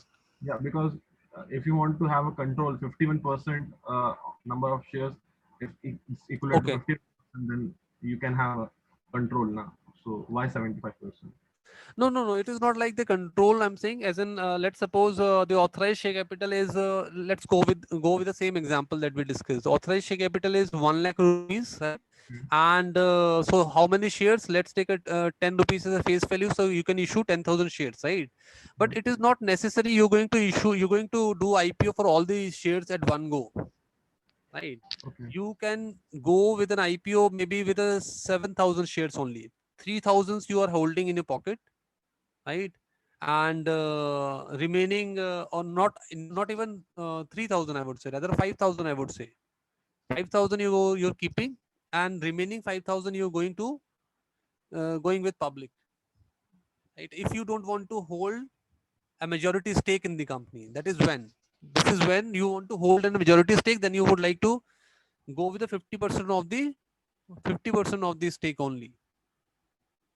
Okay, so 5,000 shares will go for the IPO, and the remaining 5,000 will remain in your kitty as a promoter. So this is where you do not want to lose the controlling stake in the company. But let's say you don't want to you don't have any interest in having the controlling stake, right? You do not have any stake in having the controlling stake in the company. That can be because you just want to run company and you want to make this company a successful company, but your intent is not to just be the as in be the owner of the company, but you then you can even go with a higher number rather than going with the 5,000 number of 5,000 share as a in the form of IPO, you can even go with 7,000, right? And when I say 7,000, so 7,000 is the entire issue. So that means out of 7,000, 25% will be allocated to to public, and 15% will go to the non-institutional buyers, which have got a quota of more, as in who can buy more than 2 lakh rupees. So they are, as in the individuals only who have more money to invest in the company. So it will 15% will go to non-institutional buyer, and then the 50% will remain. So you see, even when I am selling 7,000 shares out of the 10,000, then also I am the only one who's controlling the company, right or wrong? Yes. Why?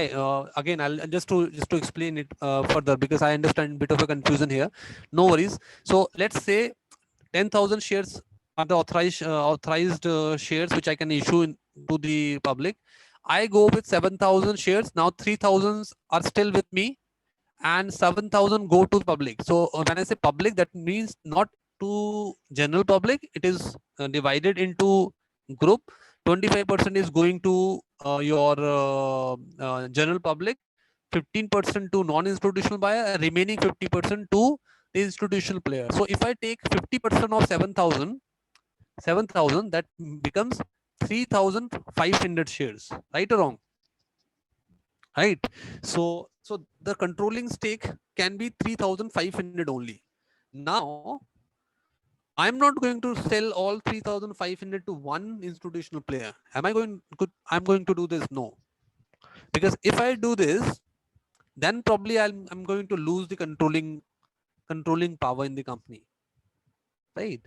So maybe you are now able to understand it. So when I'm saying I'm selling, because 50% which is going to the institutional player is the one which is the big chunk of the entire 100% issue that you have got. So 7,000 shares you can issue to the various players in the market in the form when you're doing the IPO, and 25% going to public. So public anyways not going to control, because it is not something as an I can take entire 25%. It's a lottery system.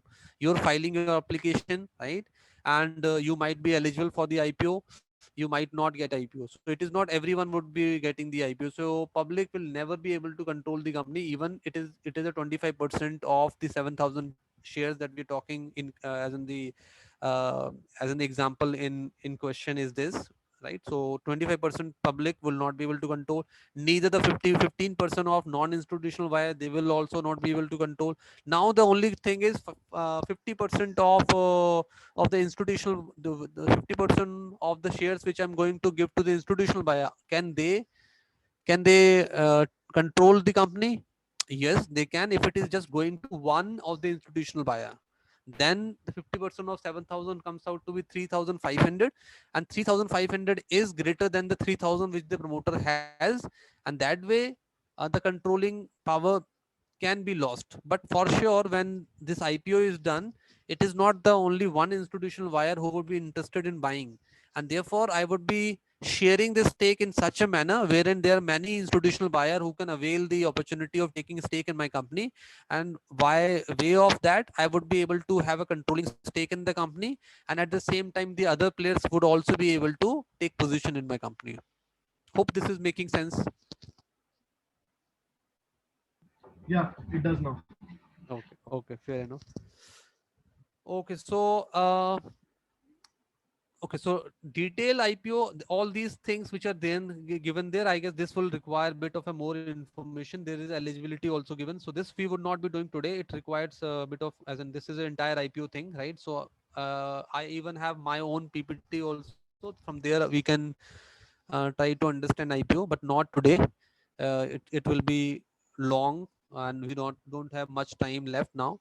So I'll stop here only. If you have any questions from the PPTs that from the slides that we have done till now, you can certainly ask me. For the rest of the things, we will try to complete it in the next class. Maybe with my own presentation that I have own slide on IPO that we can take also to understand the whole IPO process. And for today, this is. Let me just take your attendance also. In the meantime, you can think of the questions if you have, and let me open the your attendance tracker.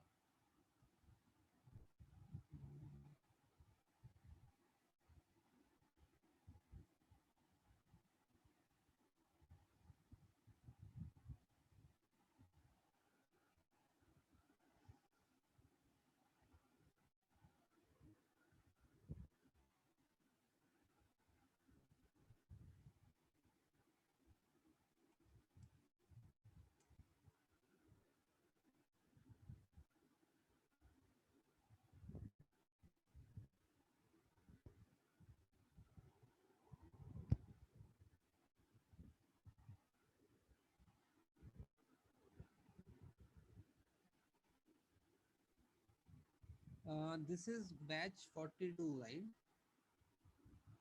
Yes, sir. Okay. Mm,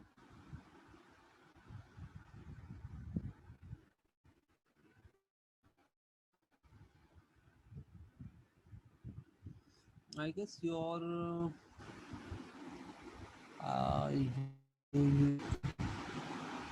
mm, it is to be added in this sheet, so don't worry about it. So I'll just let Damini know to add you in this attendance tracker so that your attendance can be taken uh, at the end of the class, at the end of each class, right? So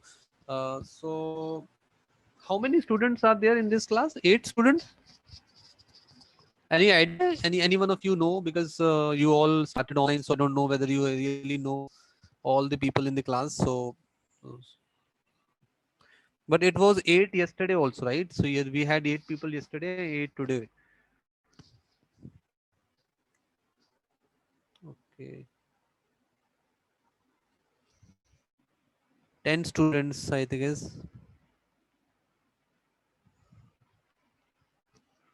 Okay, okay,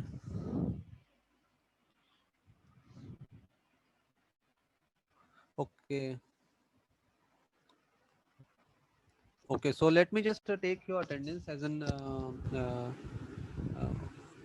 on at the moment. Give me a second.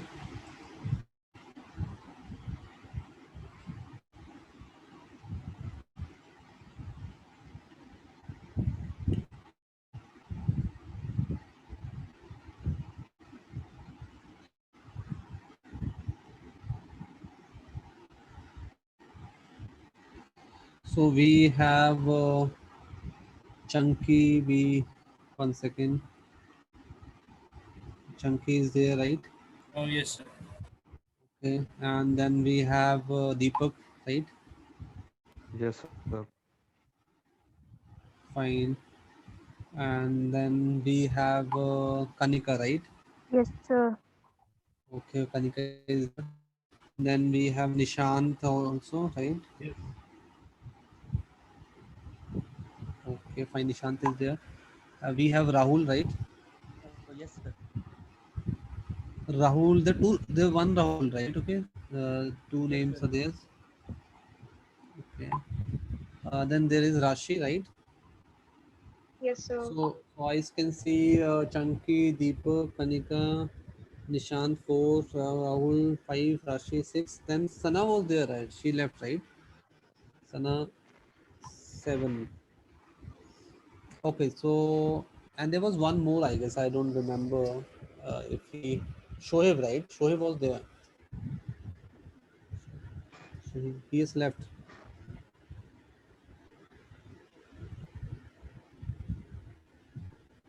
Okay, fine. So guys, that's it for today. If you have any question, do let me know. Else we can close it for today, and will will do equity and IPO in the next class. Where we left, we will pick it from there. I have just Yeah, one question, small one. So, yeah. in the market cap, what we have studied, so Mhm. is it like giving a price tag to a company? Like yes, this is the current valuation of this company, will that be justifiable to say that? Yeah, so at times you can say it is overpriced, and at times you say underpriced. Like if I talk about SPI as an example, so if you look at the book value of the company, So right? please give me an answer regarding the valuation point of view, as in the price tag point of view. If I want to buy SBI uh, tomorrow, so yeah, will that be justifiable to see a market cap and give a price tag of that? when you say market as in market price and the market cap, right? These are two different things, right? So market cap is basically Okay. is driven basis the entire number of shares outstanding in the market, right? So that is how you're coming up with the market cap, and the price is being driven by the market forces. So maybe you got there is an institutional buyer who has bought shares 1 year back. Mhm. They're not trading in the market. They just got the shares and they're holding it in the portfolio. So if they're not trading, there would not be any impact of the price in the, Okay. because how the price is being impacted, you know. So if you're trading regularly, then there is a influx of the shares in the market, and that influx would actually be driving the share value. So if there is no movement of the shares, as in the high movement or the large movement of the shares, probably the market value would not be impacted hugely. So the market value is more driven by the investors' interest, who all interested to buy the share, looking at the fundamentals of the company in terms of how the company is going to do great in future. So if you as an investor, me as an investor, think SBI is a great bank and it is going to do great, so I would be buying, you would be buying, everyone is buying. So market price would be increasing. If the market price increases, the market cap would also be increase. The market cap will increase when the price will increase, right? So market cap will accordingly go up. Yeah. Any other question, guys? And yeah, one more. Yeah. Well, we have talked about stock split. So, what's Yeah. the psychology behind companies like ITC? They do stock split quite of time, and a company like MRF, they don't do a stock split. So, what's the game behind both of them? Because this is as in so if a company wants, there should be more shareholders, or I would say there should be more people doing trading in these shares, and with that they can actually know how the company is looking like, or looking in the eyes of shareholders. So if you are making the share of the share really overpriced, right? Or maybe it is not, I would not say overpriced, it's not overpriced, it is fairly priced. But given the no split has been taken place, therefore the price has really gone to the extreme end, right? But given it has gone to an extreme end, so you and me probably would not be interested to buy a share. It is justified, the price is fine, it's not bad price, but I would not be interested to to venture into it, because I know I don't have enough money, I don't have capital of going into it. But a company can actually gauge the mood of the investor with the price of the share. So if the price of the share is going up, right, so I basically realize the company, I am doing a good job. That can be seen. So that does not mean it will not be seen in case of MRF. In case of MRS, it will be seen with the limited number of shareholder, but that impact would not be huge. In case of a shares which has got split many times, so the share would be affordable to all the investors. So the volatility would be high when the company is really not doing good, and also would be high in terms of share going to the upside when the company is doing good. So it is both ways. So company can see an immediate reaction of doing a positive thing. Company will also get to see the immediate reaction of the shareholder when it is not going, not having its acts together, right? Or if not working in tandem with the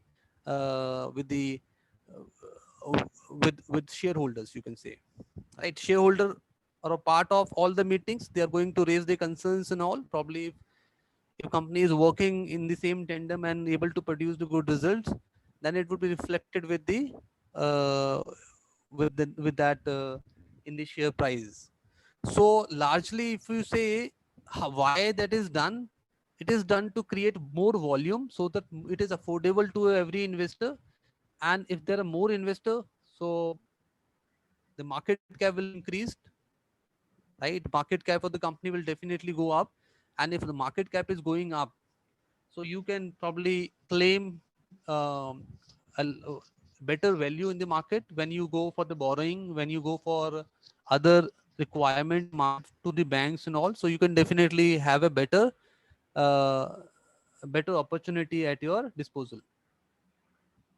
So these are the So, fundamental reasons. so primarily it's to increase the volume and to lure the investors. Yeah. Okay. Right, and at the same time it is going to benefit company also. So if I increase the volume, right, and proportionately the market cap is also going to increase, Yeah. right? So if market cap increases, maybe next day I need a borrowing from a bank or from maybe from a private investor in the form of a private placement, right? So I can really show them, look at my market cap. My market cap is such, right? So because the volume has gone, but the share price will substantially will be moving accordingly, because the investor confidence is there. If the investor confidence is not there, so probably the market price will go down. But but investor confidence is there,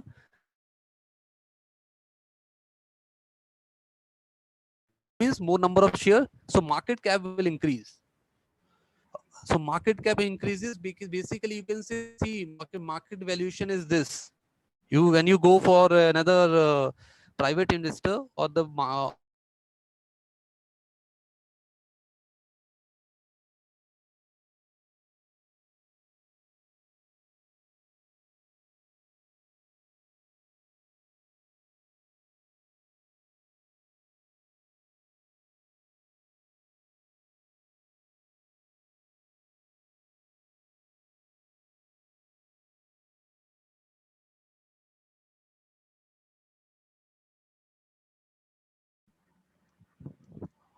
okay, so I take it no. Okay, guys, so that's it from my end. I will say again, stay safe, stay inside, right? As long as the coronavirus problem is there, because this is concerning for sure, as the numbers are going up every day. Some bad news comes in the form of number of deaths and number of people infected. So my message or my request to everyone, as long as we can stay at home, that is better for every one of us. So with this message, goodbye, take care, let's meet again. Thank you, sir. Thank you. Welcome. Thank you, sir. Yeah, welcome, bye bye.